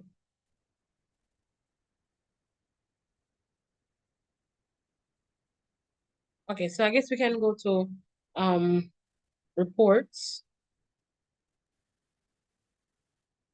So a report is an account of something that happened. So in a general sense,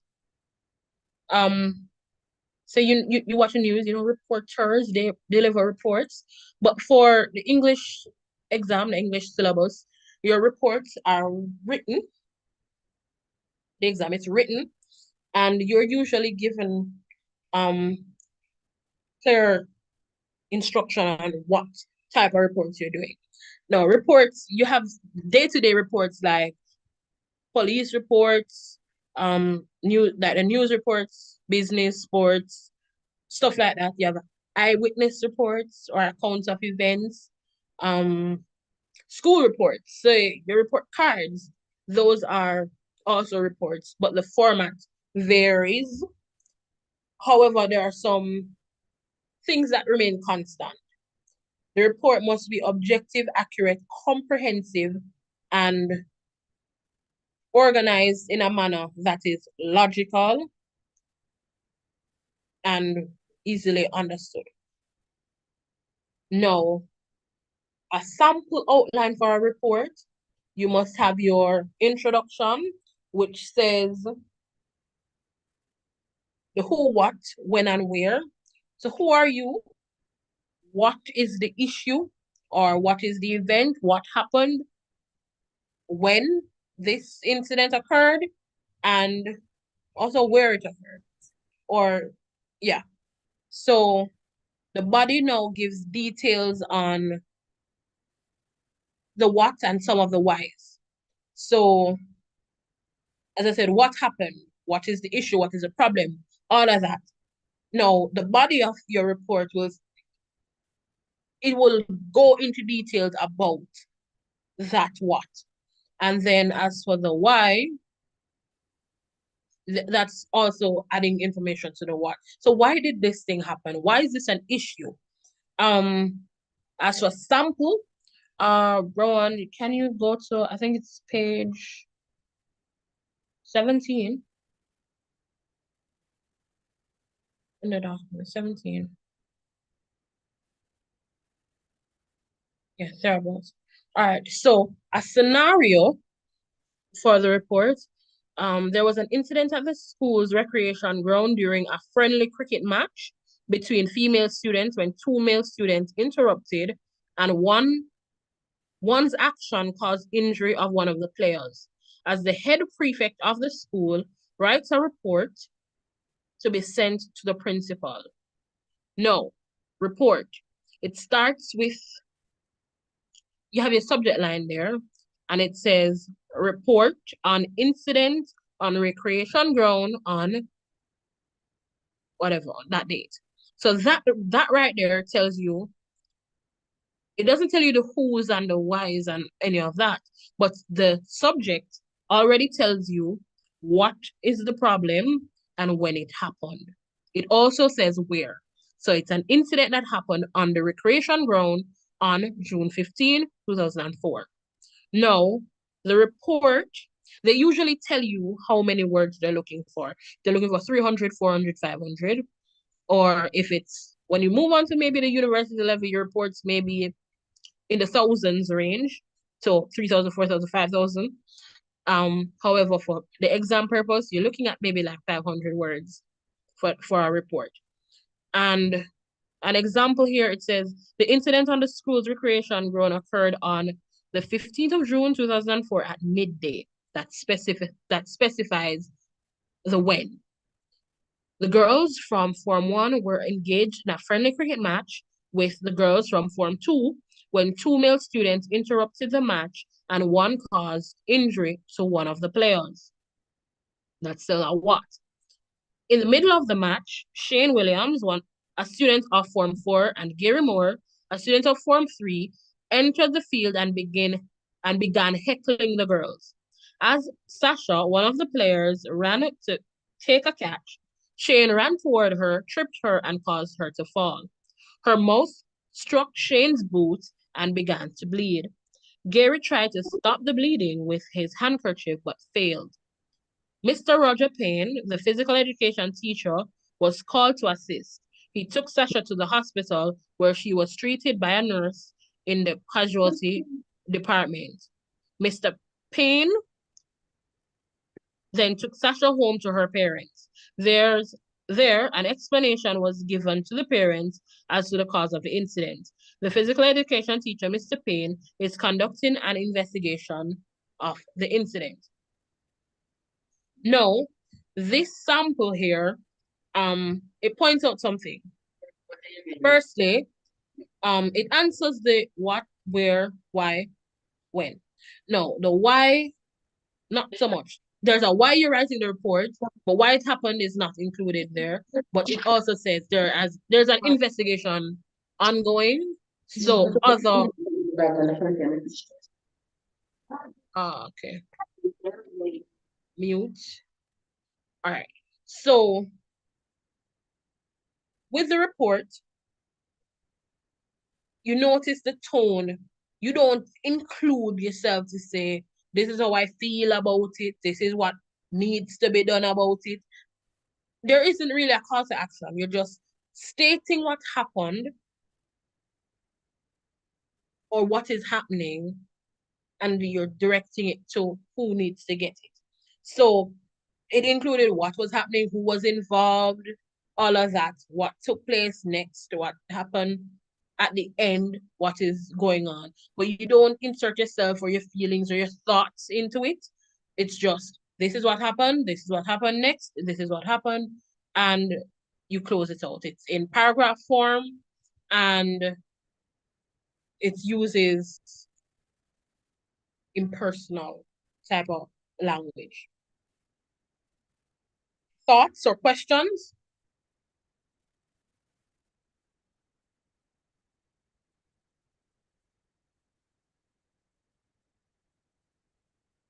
No thoughts or questions? Miss, I've seen report samples where there is address and such. Or you see where the report format has address. Yes, Miss. In some, or somebody else is saying something? I think I see the one that she's talking about, but my teacher called that one eyewitness report. Yeah, because as I was saying earlier, though, there are different types of reports, and the type that you choose it will change what it looks like. This is the report part of it. So the standard, what makes it a report, there's a subject and there's the body. Now, the specific type, so for example, if you're doing a news report, it may look different where you're having the name of your paper or the name of the reporter included, stuff like that. If it's an eyewitness report, obviously you would have to include details about this witness. So a person reading the report, if they have questions or concerns, or they need to cross examine this report or in any way, then those information are there. So as I would have said, the types of reports, sports reports, eyewitness reports, police reports. I'm not sure if any of you would have seen a police report like here in Jamaica. Usually they have like a standard sheet with like basically the outline of what would be included in the report, and then they just fill in sections. So there's already there to say on, there's a blank space for the line, and there's blank space for the name of the persons involved, and there's question what happened or who are the parties involved. So they have their report format exists, and then they just fill in a template. Yes, a template exists, they fill it in. So how it looks may vary, but so that's why here, what you're seeing, this is the essence of it. This is the main part that across the board, this is what's included in the report. Any other questions?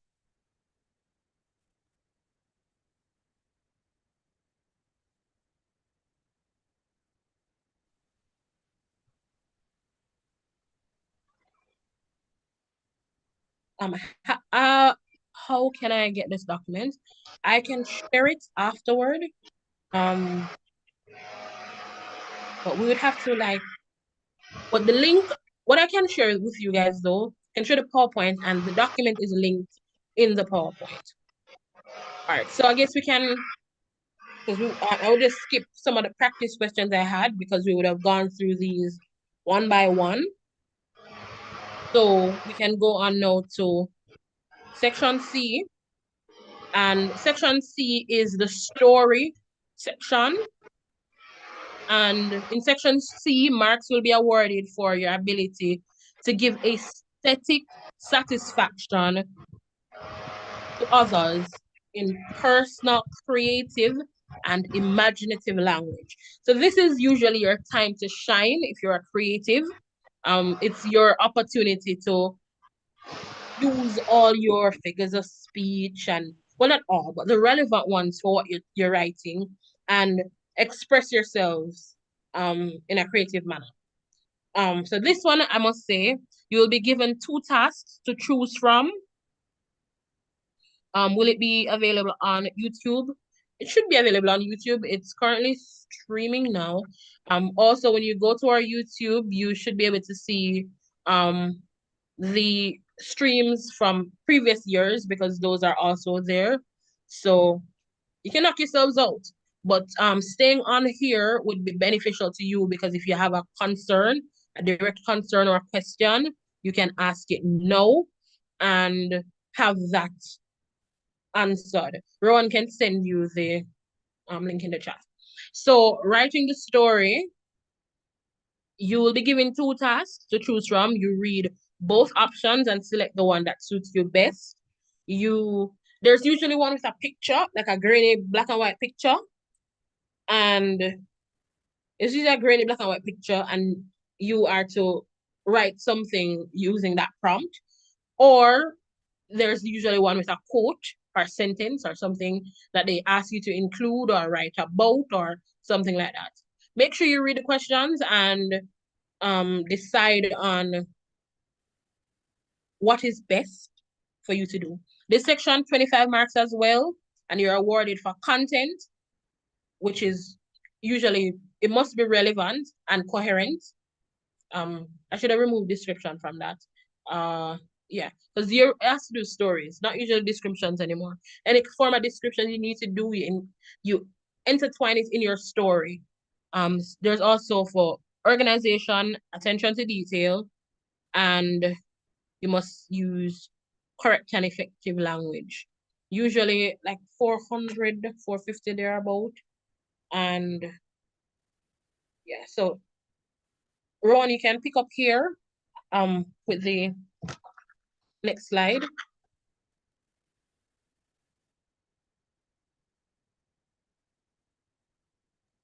All right, thank you, Antoinette.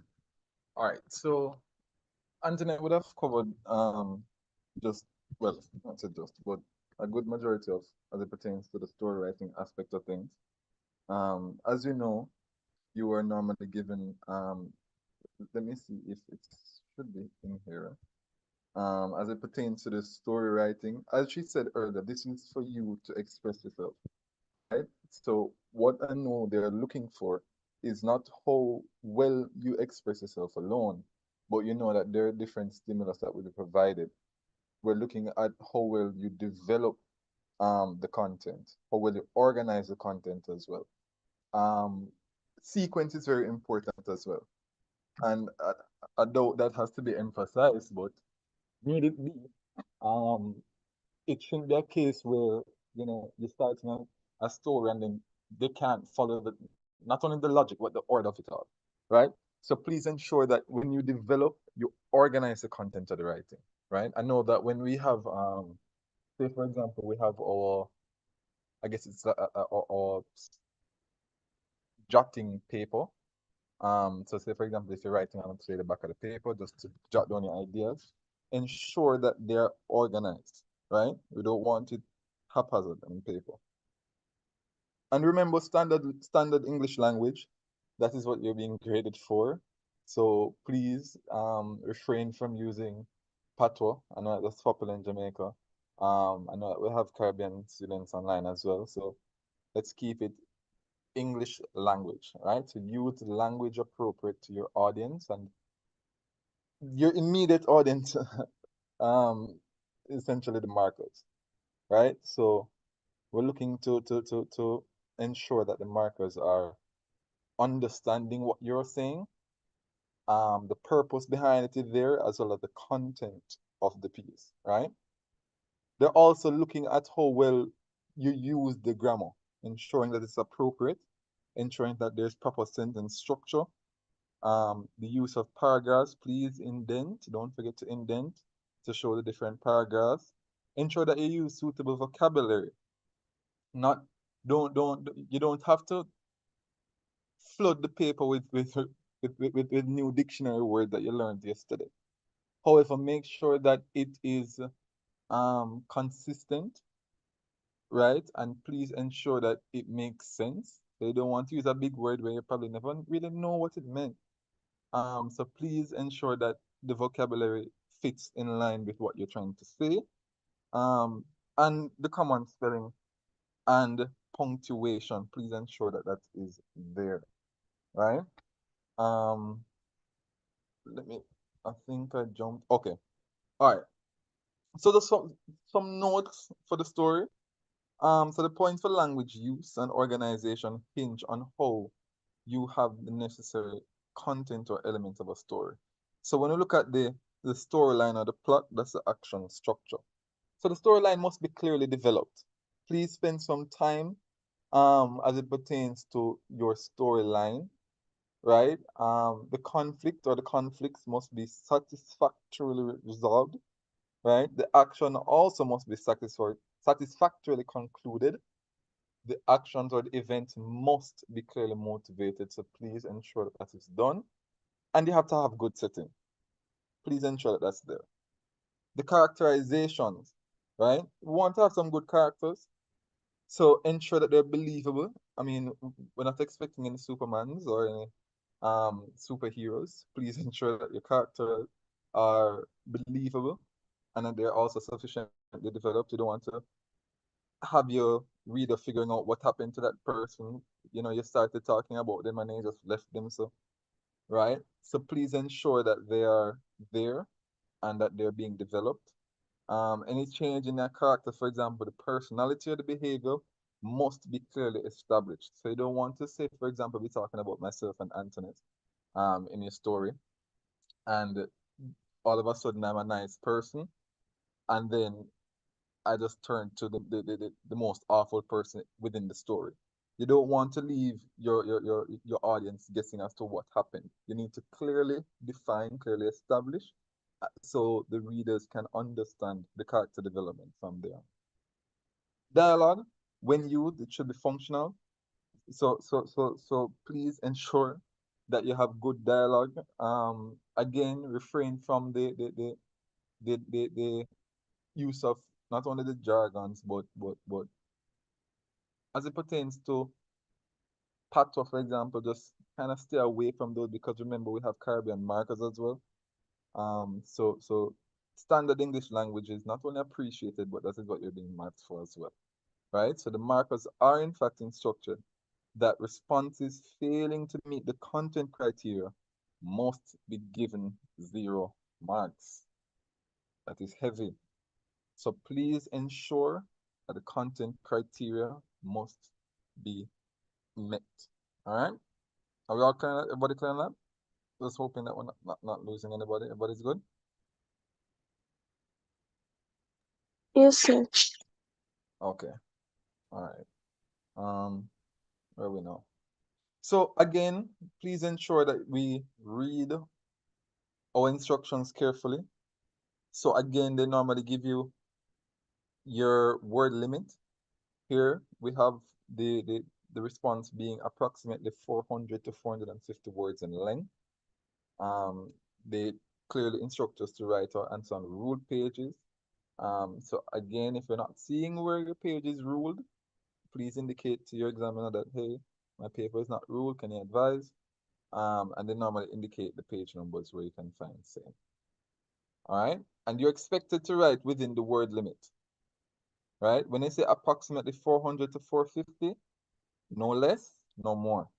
All right, so try and keep it around the 425, 430 range. That would be good. So there may be more spaces than you need. That's fine. Don't worry about it. Don't. I mean, because some persons write small, some persons write big. It's all dependent on your writing style. Again, standard English. It clearly states here, and I'm emphasizing this point because I know of cases where persons have written in their native tongue, for example, and they have, been deducted marks for that. However, dialect may be used in conversation. Again, my recommendation, keep it in standard English to prevent any misreadings, please. In your answer, you will be assessed on how well you, again, as we discussed, how well you use up the stimulus, develop and organize the content using the appropriate language and the appropriate grammar as well. All right, let me see if there is an example. There should be one here. Oh, all right. So we're gonna come back to the example. I think it was accidentally taken out, but we're gonna come back to the example. Antoinette, do you want to do the argumentative, or should I do that one? Yeah, you can continue and I'll just jump in if I have any. So the argumentative section B aspect of things. So it's one compulsory argumentative essay question. And the format for the response may vary from year to year. For example, it can be a speech, a letter to the editor, an essay, and this is normally a 25 mark section. The marks are normally allotted for the availability to communicate personal opinion clearly and in a language which effectively persuades or dissuades, right? So the marks will be allocated as follows. Firstly, you have the content side of things. That's the argument and the comment. The second point being organization, ensuring that there's a logical development and logical reasoning as well. Ensure that there's correct use of structures of the language and having the accurate mechanics involved, right? So let's look at this example. Again, please read the instructions. So we know that the examiners are looking for a 250 to 300 length response. Again, must be written in standard English. Write your answer on the rule pages, and they tell you which one, pages 19 to 21. This is important as well, please. You don't want to write this on pages 14 to 17 that they indicated for the prior section, because you don't want to not only confuse them, but there have been instances where they're mixed up and they're wondering which one is which. So we don't want that case. Again, remember that we're aiming for top marks. So please ensure that it is logical, right? So in your answer, as they stated here, you will be assessed on the clarity, the organization, and the development of your argument. Again, if there's none there, you cannot expect to get a high mark for this, right? You're also being assessed on the correctness of grammar, your sentences, your paragraphs, the vocabulary, the spelling, and the punctuation, right? So please ensure that that is very evident in your piece, all right? So let's look at this example. You're a member of a school board that is considering reforms. One of the suggestions is that all schools should make provisions for students who have disabilities of any kind. Write the speech you would make to the board, giving your views on this statement, right?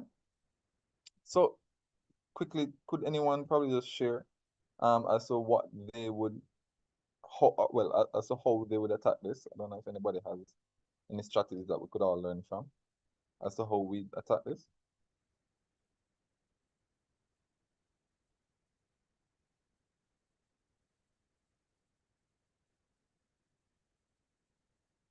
Write a hook. Shanice, I don't know if you could probably elaborate more on that hook. You'd be so kind to probably explain it to everyone else.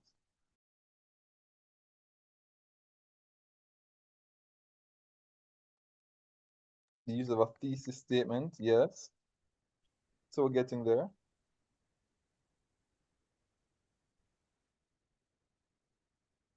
Right. So the hook, the sentence that grabs the reader's attention. We want to ensure that we can captivate the reader as quickly as possible and as strongly as possible. Because what we want to know is to ensure that our piece stands out. Right? Mr. Clemar, so that you have your hand up. You can go ahead. So I have a question. Mm-hmm. All right. I wanted to know if the hook comes before the thesis statement, or the thesis statement comes before the hook. You want to know if the thesis statement comes before the hook. All right. So remember that the thesis statement, it's I would put the hook first, right? Remember that the hook is what we're going to use to grab or captivate our reader, right? So once we have that hook established, then we'd put the thesis statement. Right? Okay, Rowan, if I could interject. Go ahead. Yeah. So someone in the chat mentioned it, and it is usually the very first step I would encourage students to take before you decide on the attention grabber and any of that. Your first thing decide on which side of the argument you will take, because the argumentative essay, it's unlike expository where you should be putting all the facts and all of that forward. You need to be able to, you're presenting on one side essentially. So what side of the argument are you on? Are you agreeing to this thing or are you disagreeing? And if whichever side, do you have adequate points for that? And so once you know which side you're going with, then you say, hey, what is something that's striking that I can start with? And then you tie that in with, so you come with something striking, you kind of tie it to the question essentially, then you go into your thesis. And once you have your thesis, you should be able to build your essay from there. Thesis needs to be clear, have all your points and or your main points, and then you develop those in the essay. So I think because I've seen it before where in the argumentative, when you read it, it comes across as an exposition when it needs to be argumentative. You need to be clear where do you stand on the issue and what side you're on. So I should not be reading your paper and I'm thinking, are they for it? Are they against it? Do they not have a view on it? So it needs to be clear from the jump where you're at. And that starts with you knowing where you're at. And then you go into writing what you're writing. So that's just my input. You can just. Right. Thank you, Antoinette. Yeah, man, definitely. Um, because again, a lot of downfalls here is we try to bombard the examiner with a lot of facts. And yes, it's good, but in the same breath, we have to understand that we are supposed to be biased as it pertains to what stance we're taking, right? If we are for it, we have to find our reasonings that support the topic that we're debating on, or essentially arguing, let me say, right? If we're against it, ensure that we have our points that support our arguments, right? But it shouldn't be a case where we're taking both sides because we don't want to seem as if, we're undecided, essentially, right? I'm seeing what Clement said, in each paragraph intend to counter arguments. But what we don't also want to do, Clement, is to use counter arguments that defeat our arguments, if you understand what I'm saying. Don't use arguments that are too argumentative, if you're understanding what I'm saying, against our point, that is. So say for example, I'm talking about that water is, hypothetically, water is bad for you, right? I can't be saying and going on the trajectory and saying all of the things that water is bad. However, I am gonna then say that many scientists say that water is the best thing for you, right? So it would be much harder for me to debate that point and then for my reasoning to then make sense. If you guys are understanding what I'm saying. Everybody's clear on that? So be very careful of the counter arguments that we use when we're debating our points. Are we all clear on that? Yes, sir. Everybody else? Only heard one yes.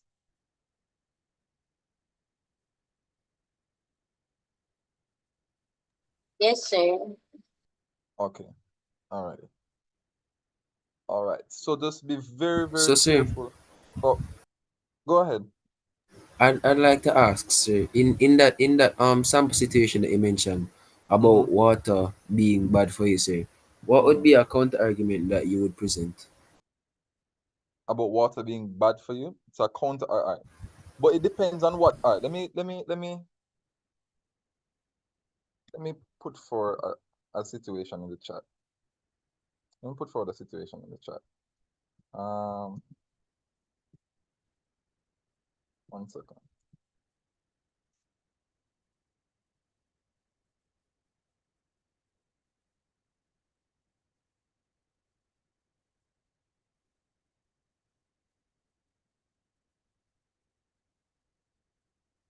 1 second, guys. I'm putting something in the chat so it can be a bit easier to guide. 1 second. But in the meantime, while I put that in the chat, I want some person just to think on this section here, on this question. I want some person to put in the chat in the meantime, whether you'd support this argument and the arguments to support, or if you would disagree with this argument and the elements to support that. But in the interim, let me put my response in the chat. Okay, so while Rowan is typing, I just want to bring us back to the sample that's here and note something, that this is a speech. And so when you're doing the argument, you need to be conscious of that. So when you're writing your written argumentative essay, you observe the format of an essay. With a speech, you bring that forward, but you also need to write it in a way that is a speech. So it would invite response from your audience, or in some way, it needs to be written to be spoken, if you get what I'm saying.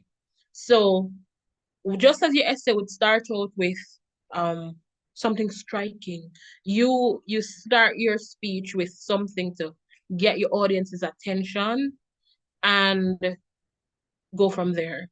You have your thesis, but unlike a written paper where a person may go back to the top and look at your thesis, you're speaking, they may not be able to follow in that similar way. So you need to make sure your speech, it connects back to what you're talking about every so often.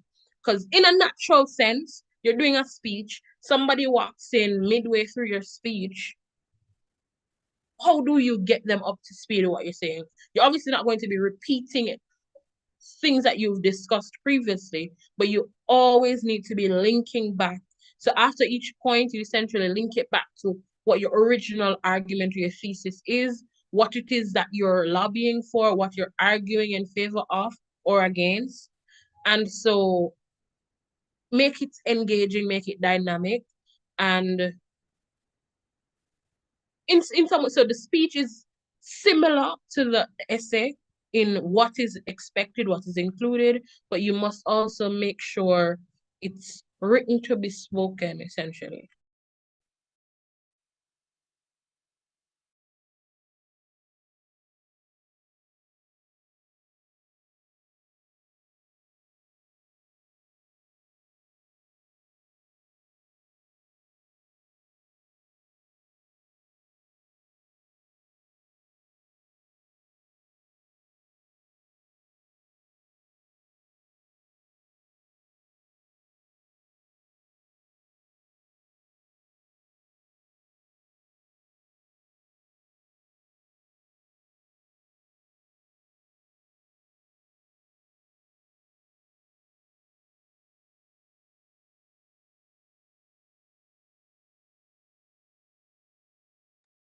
All right, we're seeing responses coming in. Others, feel free to send yours so we can see what we're working with. What Brian Howell sent seems somewhat of a thesis, a little, seems like a paragraph, to be honest, but thesis is a sentence. You may want to tighten it together and let's see what you have. I would also like to see some of the openings that you guys would come with a question like this. What kind of openings would you have?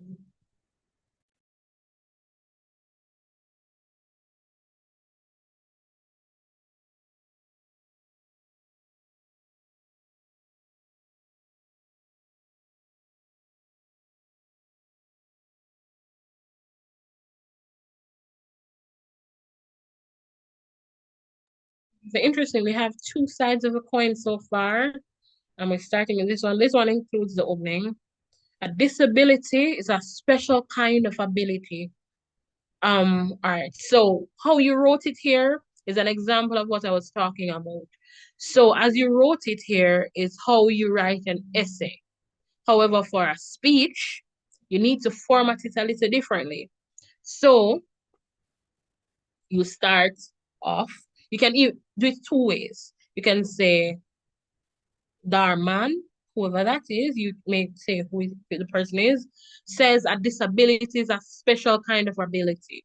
Or you can just start off, attention grabber, a disability is a special kind of ability. This comes from Darman, and where it comes from, then you continue.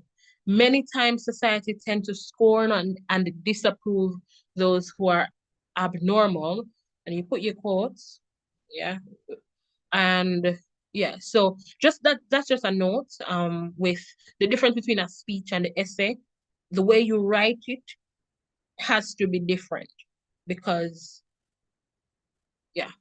So for reading, it's fine as is, really good. But for speech, you would need to format it accordingly. I'll read through the rest of it as we go through. Okay, so those are your main points. So you would essentially summarize it into a sentence, Brian, and that would be a thesis. And then naturally in the development of your paper, you would have each of these developed as a separate point. So teachers struggle with normal children, and normal, you have to argue that. What do you define as normal? And so here, you wouldn't lead with that. You would lead with disabled children would be adding to the workload of teachers. And so you state what the current struggles are with the workload, whatever, and what additional challenges would be introduced by students with disabilities. And so that's one point by itself. And another point is say, facilities already exist for students with disabilities. And this is a point, and you can name some of the schools, what are the special facilities in place for students with disabilities, so on. And an interesting counterpoint I would bring in here is to say, at the end of the educational journey, these disabled students are ultimately integrated into the workforce. So why are you separating them during their formative years and then you expect them to go into the workforce? Now, you may bring that as a point to say, someone may say this, however, and then, because this is how you treat counter arguments. You treat them like this. You say what the argument is, make it known that this is not your argument. You say, others may say, or activists say, and you say what they say, and then you yourself have to go again and say why this point cannot stand, or it does not stand, or it is not the most prevailing point. You have to defend it from that point of view. So you make that point into an additional point for yourself. Okay, so Ron, you're back.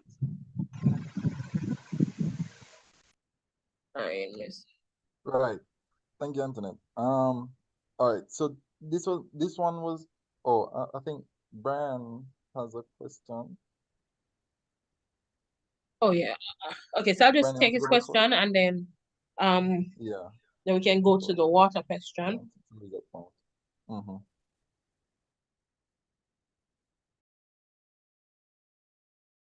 I missed the question I was asking is how many points would you recommend to kind of have a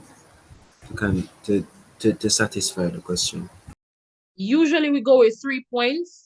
So 3 points for yourself and a counterpoint, so that you're looking at 4 in total. However, depending on the word limit, so you're looking at 250 words, you need 50 for introduction, 50 for conclusion. No, actually that's a lot. No, you're looking at like 30 for introduction, 30 for conclusion. That's 60. You're left with 190 divided by 3. You're looking at like 40 words per point, 50 words per point, thereabouts. So you're looking at paragraphs of 50 to 60 words each, doing three body paragraphs in favor of your argument and an extra if you're doing counter arguments. You're encouraged to do counter arguments. However, if you're not going to do it right, sometimes it's better to not do it because you end up jeopardizing your paper. However, for maximum points, you need to have your points and your counter arguments.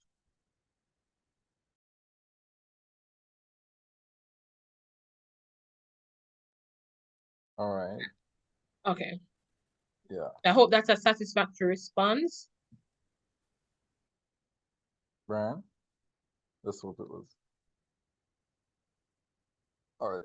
So in relation to the water question, again, this one is a hard one to go against, but nevertheless, these are some that I could just think off the top of my head. I don't know if Antoinette had any other probably to support or so, but probably contamination, for example, waterborne diseases, overconsumption leading to kidney damage. But these are again are some reasons as to probably why you wouldn't want to go against this topic because of the overwhelming evidence that would have, kind of defeated these points. The counter argument that I'm not sure I remember who was the one that asked the question with the counter argument. But again, I tried not because again, any one of these could be argued, right? And if guys, another key thing here, if you find that a lot of your points can be strongly argued against, you might be in the wrong. If you understand what I'm saying. If you find that a lot of your points here can be easily argued against, you might be on the wrong side. If you understand what I'm Definitely. saying. That's true. Because if you Right. yourself can't defend it, then Right. you're for the other side, so just write for the other side. Mm-hmm. Most definitely. So you have to be careful about not only the points that you're choosing, but the defendability of the points, right? So again, contamination. Again, these are for the one that I have in the chat. I know that I doubt the YouTube persons can see it, but let me just. Is there a link for the PowerPoint? We'll send it in the group afterwards in the WhatsApp group. So again, for those on YouTube, we were talking about earlier, is water bad for you? As in just a general argumentative topic. And I was saying again, because obviously we would more than likely be against this topic of water being bad for us. But again, just to kind of show us if we were to support this, what some arguments could look like. So I went ahead and probably just did some off the top of my head, like contamination, for example, waterborne diseases, and the prevalence of that, the overconsumption leading to kidney damage, and then at my counter argument, again, any one of these points could have easily been counter argued, right? But one that I came up with, although many may say that contamination, for example, is solvable through the modern technologies. However, the affordability and the accessibility to those technologies prove difficult for those most affected by contamination, right? Again, that could have also be debated. The existence of cheaper technologies. Again, waterborne diseases point could have easily been counter argued. Overconsumption, just drink less, could have been easily argued against. So again, we have to be careful which side we're picking, right? If we're going to go with it, ensure that our points line up, right? If they don't, again, ensure that our points line up. I'm seeing Ariana said water is necessary for several chemical processes in the body, as it makes up approximately 70% of the body. This ratio needs to be maintained as water is constantly lost through excretion. It helps to make up the plasma in the blood necessary for brain function and this is a basic need as a living organism. So I love those points. And I'm assuming that those points would be expounded on further, Ariana, as you write the piece. Those are excellent points, right? So again, that is why you would more than likely want to go against this topic of saying that water is bad for you, right? So again, so those were just some off the top of your head. So again, it would be more beneficial for you to go against that topic, right? And for many of us, it would be a lot easier for us to find topics or not topics, I should say, points to go against. All right. I also suggest that ensure that we're not trying too hard as it pertains to trying to be different.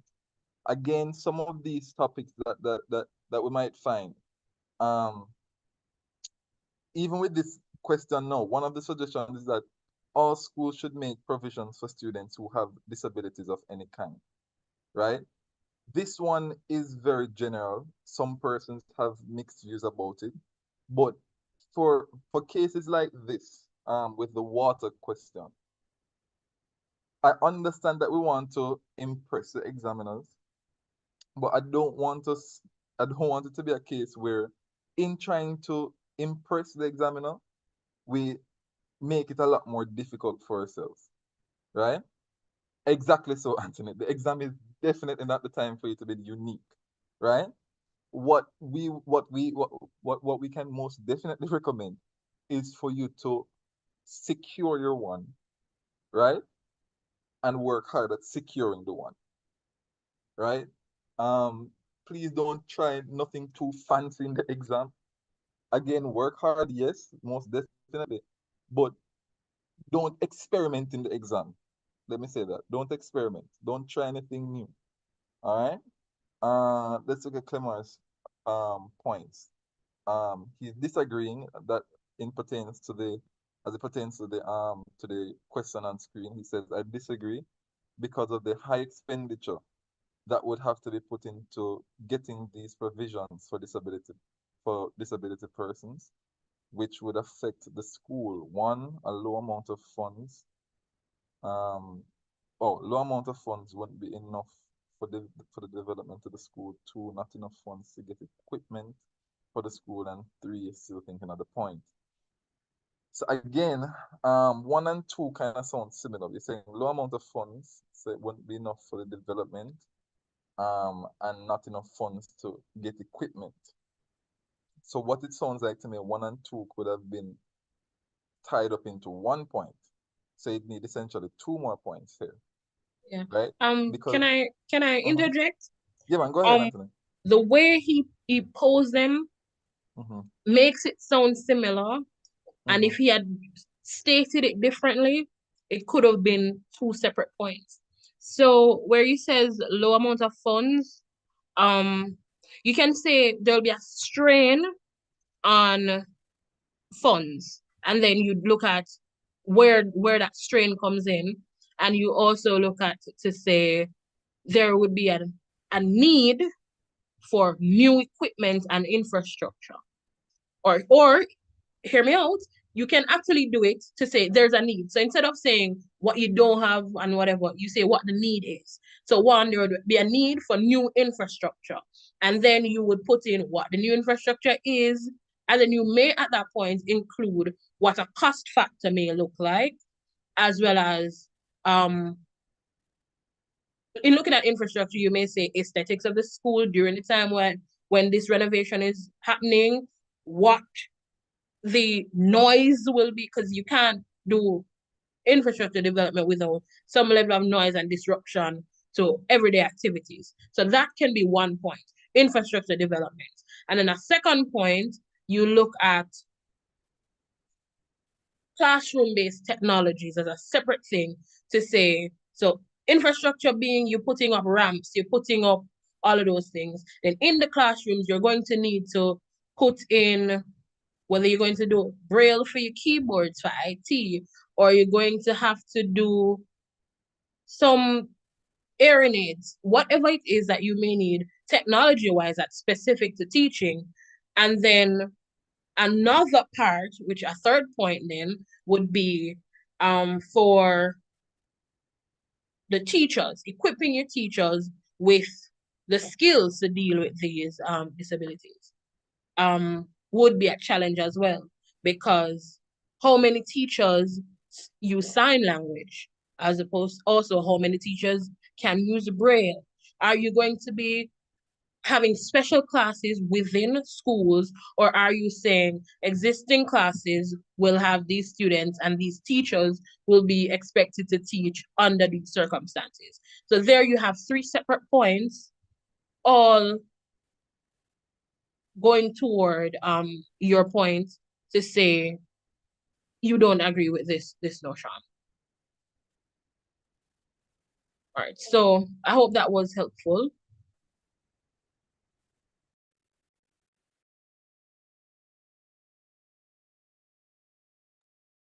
Ariana, I think you had a question. Sir, could you agree in terms of, well, for those areas that can afford the process and expound on that? Is it pertaining to the water question or this one that we're doing now?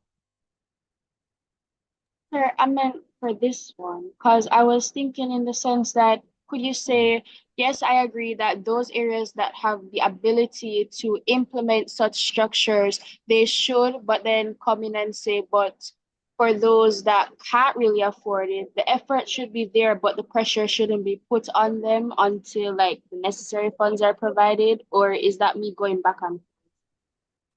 Yes, as well as you're saying those areas. Are you speaking of the different areas of the school, or are you talking about different schools? So I meant like in terms of the schools, because I know that some schools have it better off than some. Mm-hmm. But the problem that you're running into, you're avoiding the question. Because remember that the question speaks to you being a member of a school board considering internal reforms, essentially. Although it didn't specifically say internal reforms, but it's talking about considering reforms, right? One of the suggestions that all schools, hold on, I think I read it wrong. Sorry about that. One of the suggestions that all schools should make provision for students who have a disability. Write the speech that you'd make to the board giving your views on the statement. Okay. One of the suggestions that all schools, okay. But what's your stance on the matter though? That's what I want to hear first. What's your stance? Well, Because I that would was then guide the point. agreeing to an extent because, like, realistically speaking, it would be good for all schools to have some measures for students that are disabled. But I know in myself that based on, it's like if you're speaking on terms of Jamaica, I know that half the schools can be able to do it, but unless we provide the funds, a lot of the other schools can't. So, like, since the question didn't say, oh, the school board is going to provide the funds, I was going to say, yes, we should encourage more schools if they have the capability. Since it's saying like all schools, You I see, was saying, yeah. I like that perspective, but the only problem that I'm having with that is that you said that you agree to an extent. The problem that we run into when we agree or disagree to extents is that when it comes time for us to counter argue, right? We might defeat our points because the biases that you're supposed to have, it's not full, if you get what I'm saying. So what you might run into is your argument being defeated by a counter argument. That's my that's my worry when you're using the counter arguments, if you understand what I'm saying. When you're using the agreeing to an extent. You following me? Oh, so sir, does my speech have to have a counter argument in it? Like, is it part of the format? The to have a counter argument, yes. Yes. It is normally suggested to have it to show the varying perspectives, and then your rebuttal should follow right there. If Oh, you so understand sir, what I'm in saying. that case, I should say, yes, I agree, and then give the reasons why it would be beneficial. And then my counter argument would be, but considering all of that, it would not be that all schools would be able to provide it. So this is not necessarily like doable. Like So what I normally suggest is that you start your counter argument by saying some may say, right? So some may say that it is an expensive venture to for those probably either more rural areas probably that can't afford it. But you can what your rebuttal to that is that the government should probably focus more on the rural areas who would have a difficulty in affording those um what was it again? Or doing those reforms. Probably set up a special program catered to them. You know, something that is not defeating your purpose, your argument. All right? Understand what I'm saying? yes, sir, I understand. Okay. Any other? Yes, sir. I have a question. Mm-hmm. All right, so I'm on the side of agreeing. However, is it that I could start off my points um with the counter arguments and then disapprove them during my explanation? I don't know if I'm making sense. So for example, they're saying um basically may I put in a counter argument first to prove my point that the counter argument is not valid. Does that make sense? Oh, that's a good way of looking at it. But you might run the risk of your counter arguments out. You have to be very skilled to do that as it pertains to striking a very good balance with not arguing out yourself. If you understand what I'm saying. So you have to be very careful if you should choose that method, right? But what I also suggest is that your points have to be very strong if you're going to use that method. All right? Okay, sir. Ensure that your points are very strong if you're going to do that. As well as when it comes time for you to give that final counter argument. Again, I wouldn't personally use that method, but because normally what you want to do is to also convince, right? What you want to do is convince and persuade. Yes, sir. So I would more lean to not only the facts, and because I like that method because you're gonna, but what I don't want you to do is to bring in too many outside voices. You want to push your agenda and then come with one overarching argument and defeat that argument because you want your piece to stand out as it pertains to persuasivity. If you get what I'm saying. I understand. Thank you. Right. No problem. Brian? Yes, sir. It's not related to the question. I wanted to ask for the group link to the WhatsApp Yeah, group man. We're because gonna send it in the group currently. No problem. as in the group link to the WhatsApp Yeah, group, man. sir. Oh, no, we're gonna send it in the chat short, I should say, not the group.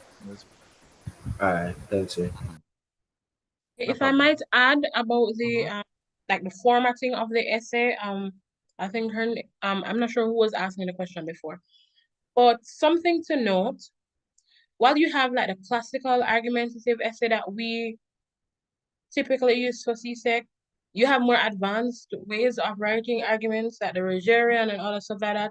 But for CSEC, they usually request for classical. Classical, you have your introduction thesis, you have your points, you have a paragraph dedicated to the counter argument. It's for the sake of clarity. And also, you only have 300 words max. So going back and forth and doing the dynamics of that in an exam setting is not ideal. So kind of keep it to the classical format. So you have your main point, you have your supporting evidence, you come with your whether it's stats or examples or additional facts, you come with those, you argue your point, and when you get to the point to bring across a counter argument, you put it forward to say who says whatever. Make it clear that's not you saying this. And say some may say, or an activist may say, or other principals are of the view, or other students suggest, or something along those lines. These persons, or these people say this. However, this is not the best course of action because, or this idea is not what they would want you to believe because, and you need to make sure, don't use no dibby counter arguments. It has to be a solid counter argument. However, Right. make sure it's solid, but you can counter it. You can rebut it. You can put forward refute you can refute it. So that's just me. For the exam, 300 words. Keep your format simple. Pay attention to your expressions. So you use dynamic language, you're using your connectives between paragraphs, using the right ones. So your points, you come in the additionally, your subsequent, all those stuff that would tie it all together.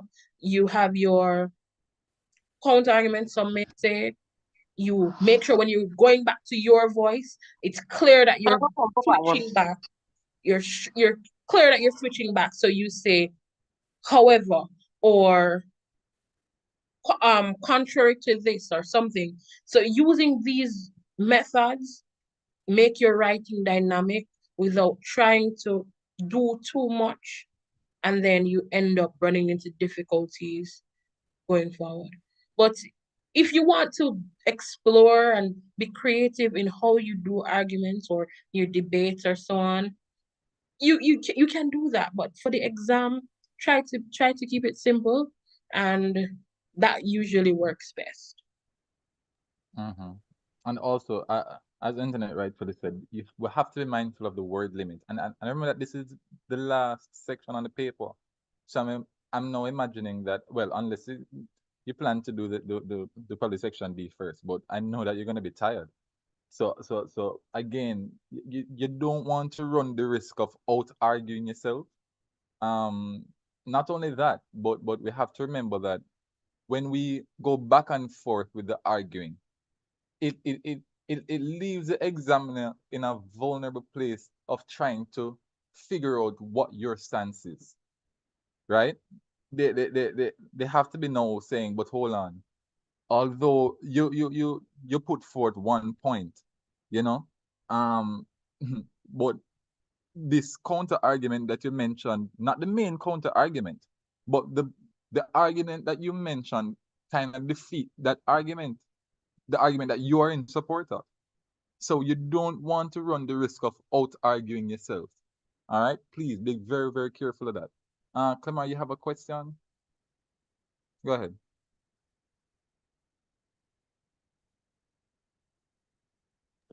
All right. Uh, well, it's just based on the structure of the I wanted to know about the structure of the how we were the argument writing. So I was asking if in the introduction we're supposed to have the hook and then the list is three thesis statement, and then we explain them in each paragraph by themselves, and after that we'd have the counter argument. Would I have to list the different points for the counter argument, or just a counter argument would be just a statement alone? All right. I think there's a all right. So your thesis has your 3 points. The ideal that most persons work with, you do your first 2 points, insert the counter argument, do your rebuttal, then you go to your third point. So usually, personally, you do your strongest point first and last. Some people do it like that. Strongest first, strongest last. Well, second strongest last. So you have the not so strong of your 3 points come second. You do the rebuttal, And then at that point when you do your rebuttal there for the counter argument, you end with a strong one. So you basically nestle that counter argument in the middle to kind of, it's in there, so it's not throwing off your argument. Because at the end of the day, you cannot have your opponent's argument being the last thing a person remembers. So you have your strongest point, you have another point, the counter argument, and your rebuttal of that counter argument, then another point, then you conclude. So what I got from this is that you're saying that we should explain our strongest point first, and our less not strongest point we should have a counter argument under that. All right, so here's the thing. That's how I do it. That's how I do it. However, you also have to make sure the stuff follow logically. So yeah, make sure they follow logically. However, your counter argument does not go first and it does not go last. It has to be in the middle. You may choose to put it second or third in your body paragraphs, because as you're understanding it now, that's four body paragraphs plus your introduction and your conclusion, that's 6.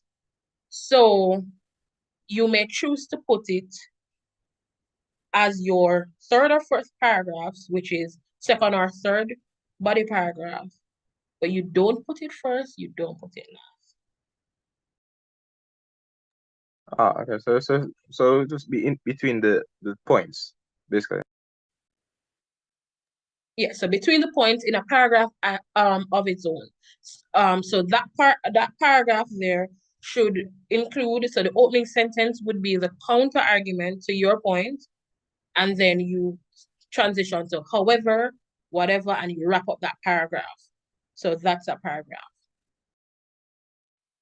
All right. So thank you. I understand now.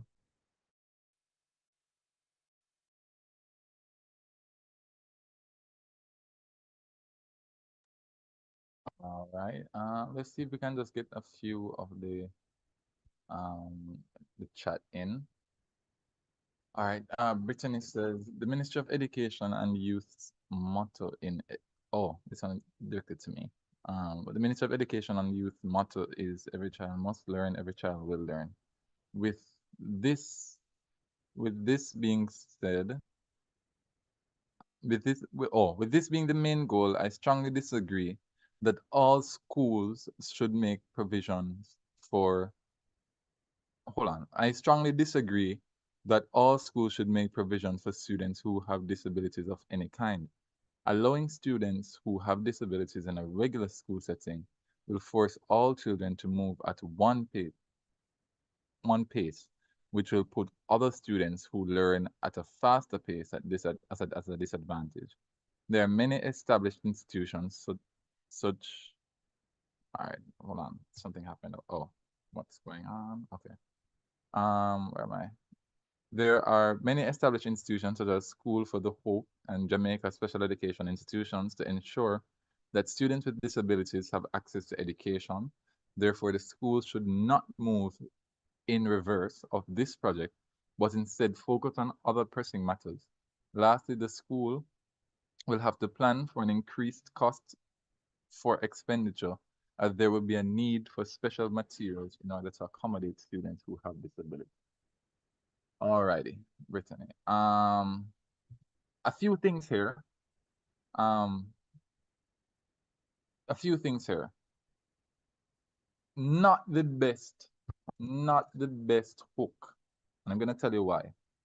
Especially if you're disagreeing with this one here. Your hook says, is speaking of the Ministry of Education's motto of every child must learn, every child will learn. And you said with that being the goal, you strongly disagree with the move for them to make provisions for the students who have disabilities of any kind. What that is telling me is that is voiding the motto of every child must learn and every child will learn. Because should there be a case of say a spike in the number of disabled children, and should there also be a capacity almost of schools that normally facilitate the disabled. What do we then do with those students who are or who would have been displaced? If you understand what I'm saying. The students who can't fit into those institutions that are specially geared for the disabled. What say those who are disabled now and can't get into those schools? Should they just not learn? If you see what I'm saying. So that motto, or not motto, that hook, not necessarily the strongest for disagreeing, if you understand what I'm saying. I also want to push forward here. I understand the pace allowing for the disabled in a regular school setting would force all the children to move at one pace. Now, again, an argument can be said that special classes within the schools could have been set up to facilitate the disabled. So again, I'm just putting out just putting forward some points that could be used to go against your point, but that's a good point as well. But I'd want you to fix up the hook. Try and think of a better hook here. Remember as well, we're not going to elaborate any at all in the first paragraph. You're only stating your points, and this goes for everybody. The only thing that we do in the first paragraph is the hook, the thesis statement, right? As well as listing, not explaining anything, listing our 3 points, right? And then the second, third, and fourth paragraph, that is where you expound. But please remember to stay within the 250 to 300 words. All right? So the second, third, and fourth paragraph, that is where you expound. But I don't want to see any explanation of any points in the first paragraph. All right? But remember 3. I like the point that you said, the increased cost for expenditure. But I'm only seeing 2 points here. The increased cost for expenditure, everybody else being at a disadvantage. I'm not so sure if your third point is linking to there already being institutions for or specially designed for the disabled. But I don't want to see how you'd flesh that out. I think Joe sent another thing, arguments against making provisions for all disabled students. One, disabled children need additional care and attention for their needs, as opposed to other students, which is difficult for staff to provide in the average public school institution with crowded classrooms. Guys, also what I don't want you to do is to don't make your points too lengthy. Right? I'm seeing this theme go on where we're making our points too lengthy. What I want us to do is try and keep our points a bit shorter so you can expound on them in the second and third paragraph. Because again, what you could easily be doing is repeating the same exact thing in the second and third paragraphs and wasting words. Please remember, 300 words, although it sounds like a lot, it's not, it's really not. So try and keep our points short and we can expound on them in the second, third, and fourth paragraph. All right. But let me go back to this one that Joe was writing. So disabled children need additional care and attention for their needs as opposed to other students, which is difficult for staff to provide in the average public school institution with crowded classrooms. So again, Joe, you know that could be 2 separate points. You could say that they need special care and attention. That could be a whole point in itself, as well as the need for the staff to provide the extra attention. You could also say that you could talk about staff is already being underpaid. So for them to be facilitating quote unquote, as some would call it, extra work. how would they be compensated for that? Would they be compensated for that? Two, extra funds required to support all kinds of this, and I love that you bolded all, but you can't bold in the exam. So I'm assuming that that would have been elaborated. Um, Three, disabilities fall under a wide spectrum and it is impossible to cater for all of the students' needs. So again, that is linking to point two. So that to me needs to be one. I think, wait, Anthony, did you go through this one already? I don't know why I'm having deja vu for some reason. But I don't think I did that specific one. oh, I don't know. For some reason I'm having deja vu. But right, but those 2 points to me could have been merged into one, because I'm not so sure how you differentiate extra funds required for to support all kinds of disabilities, and then you saying that disabilities fall under a wide spectrum at a separate point, because I'm assuming that the conversation of funds would have come up in point three as well. Those with disability thrive better in institutions with trained professionals. I'm assuming that that could have been tied into point two and three. But good points. I'd be interested to see how that one is fleshed out. Another one here, point one, to agree, special classes can be set up for said students. So so you're agreeing, Alexia, with the move for Yes. okay. So one of the suggestions is that all schools should provide. Okay. Special classes can be set up for said students. Two, with careful structured beforehand planning, expenditure can be budgeted for said classes. Okay. Three, not because disabled students require extra attention mean that reforms should be avoided for said students. Okay. Okay. Okay. Okay. Um, um, Not because disabled students require extra attention mean that reforms should be avoided. Can, I mean, I'm interested in point three. What would you say about point three? I just want to hear what you're yeah, that's what I kind of wanted. I don't know. Big That's a good point, Um All right, because sir, can I explain it? yes, I want to hear how you Um, respond on that. I would explain that by saying it can be shown through different examples by different speakers that are disabled going Mm-hmm. around the world Mm-hmm. to share their story and share their knowledge, and not because Mm-hmm. they were not able to they aren't able to speak, or they Mm-hmm. aren't able to write, or they can't walk, prevented them from doing such things. And I would give examples of such speakers. Okay. All right. That's a good point to me. You could also talk about the progressive nature of society. That everybody's fighting for inclusion, for example. So us not catering for the disabled probably would have done a disservice to society. You could even mention that perspective. But that's a good point. That's why it it it would only be a weak point if you develop it weak. That's a good point to me. That's a really, really good point. But I want to hear how you'd have developed them. So again, drawing on references, that would have been an excellent way to go at it. So but those are some solid points. And like that you mentioned, expenditure can be budgeted.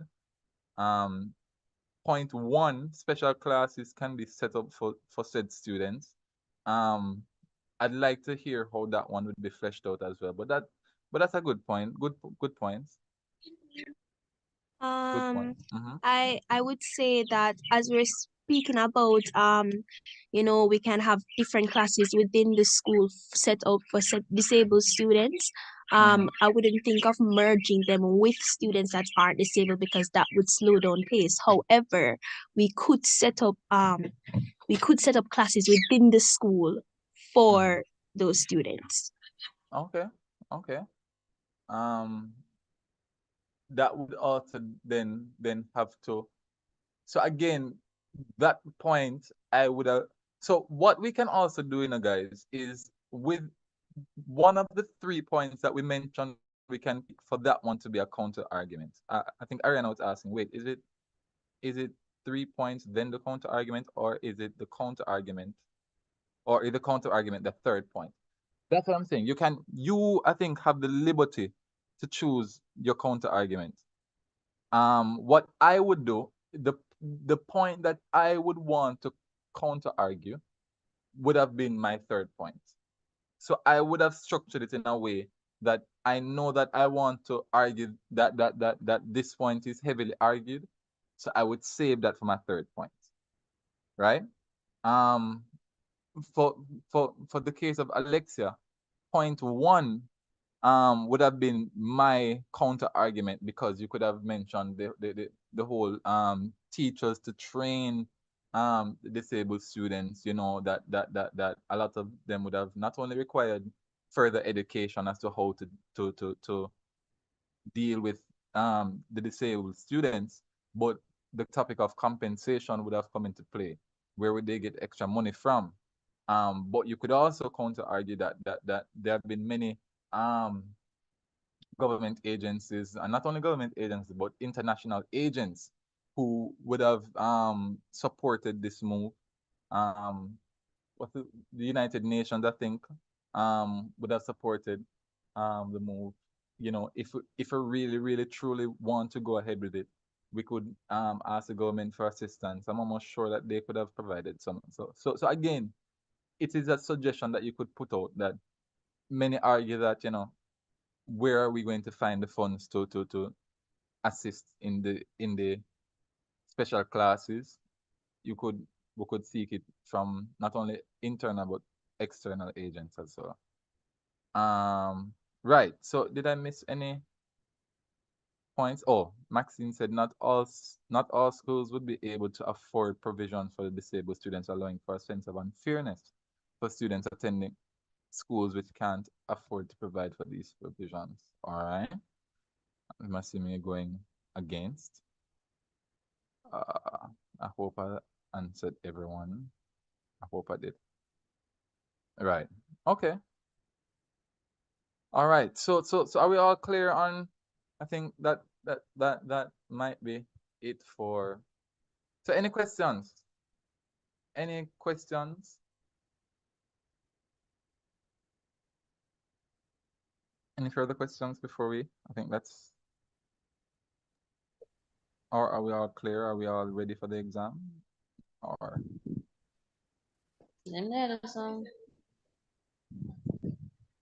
So if you guys have additional questions, we'll be sure to take them, and you can send whatever you have in the WhatsApp group, and we can assist as best as we can.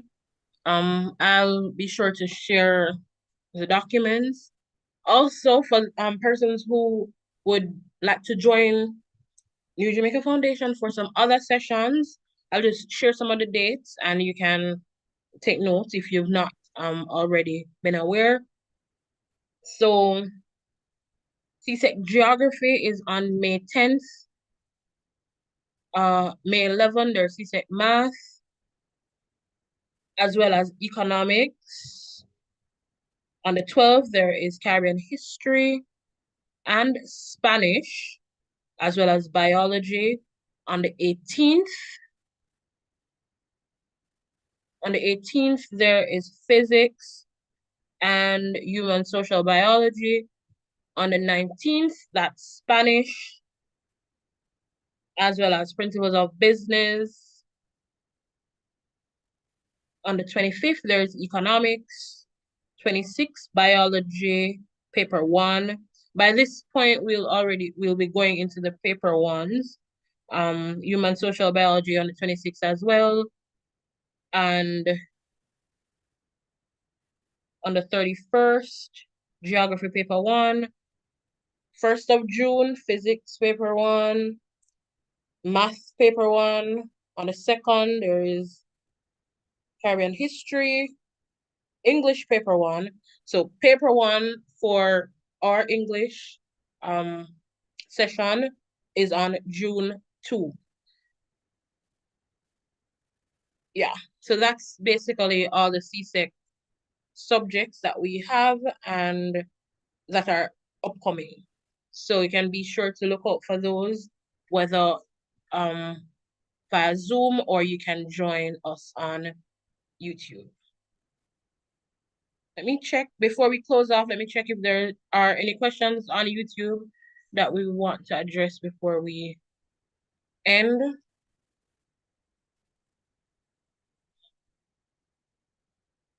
All right, so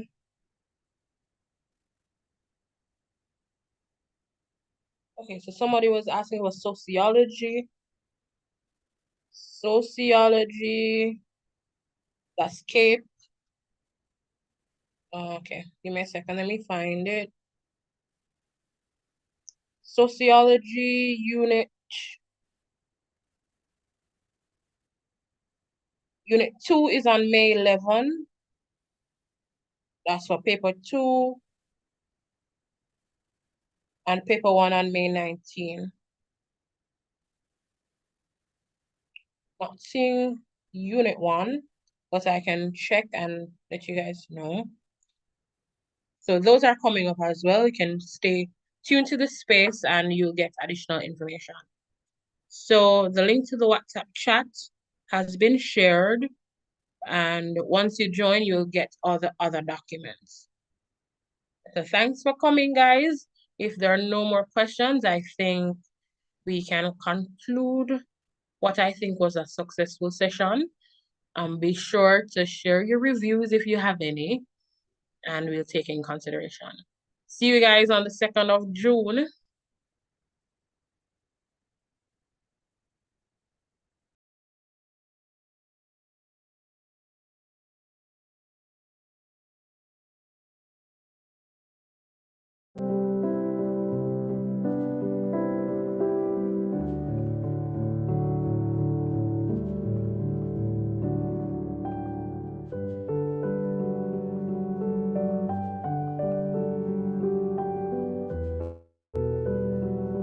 Miss?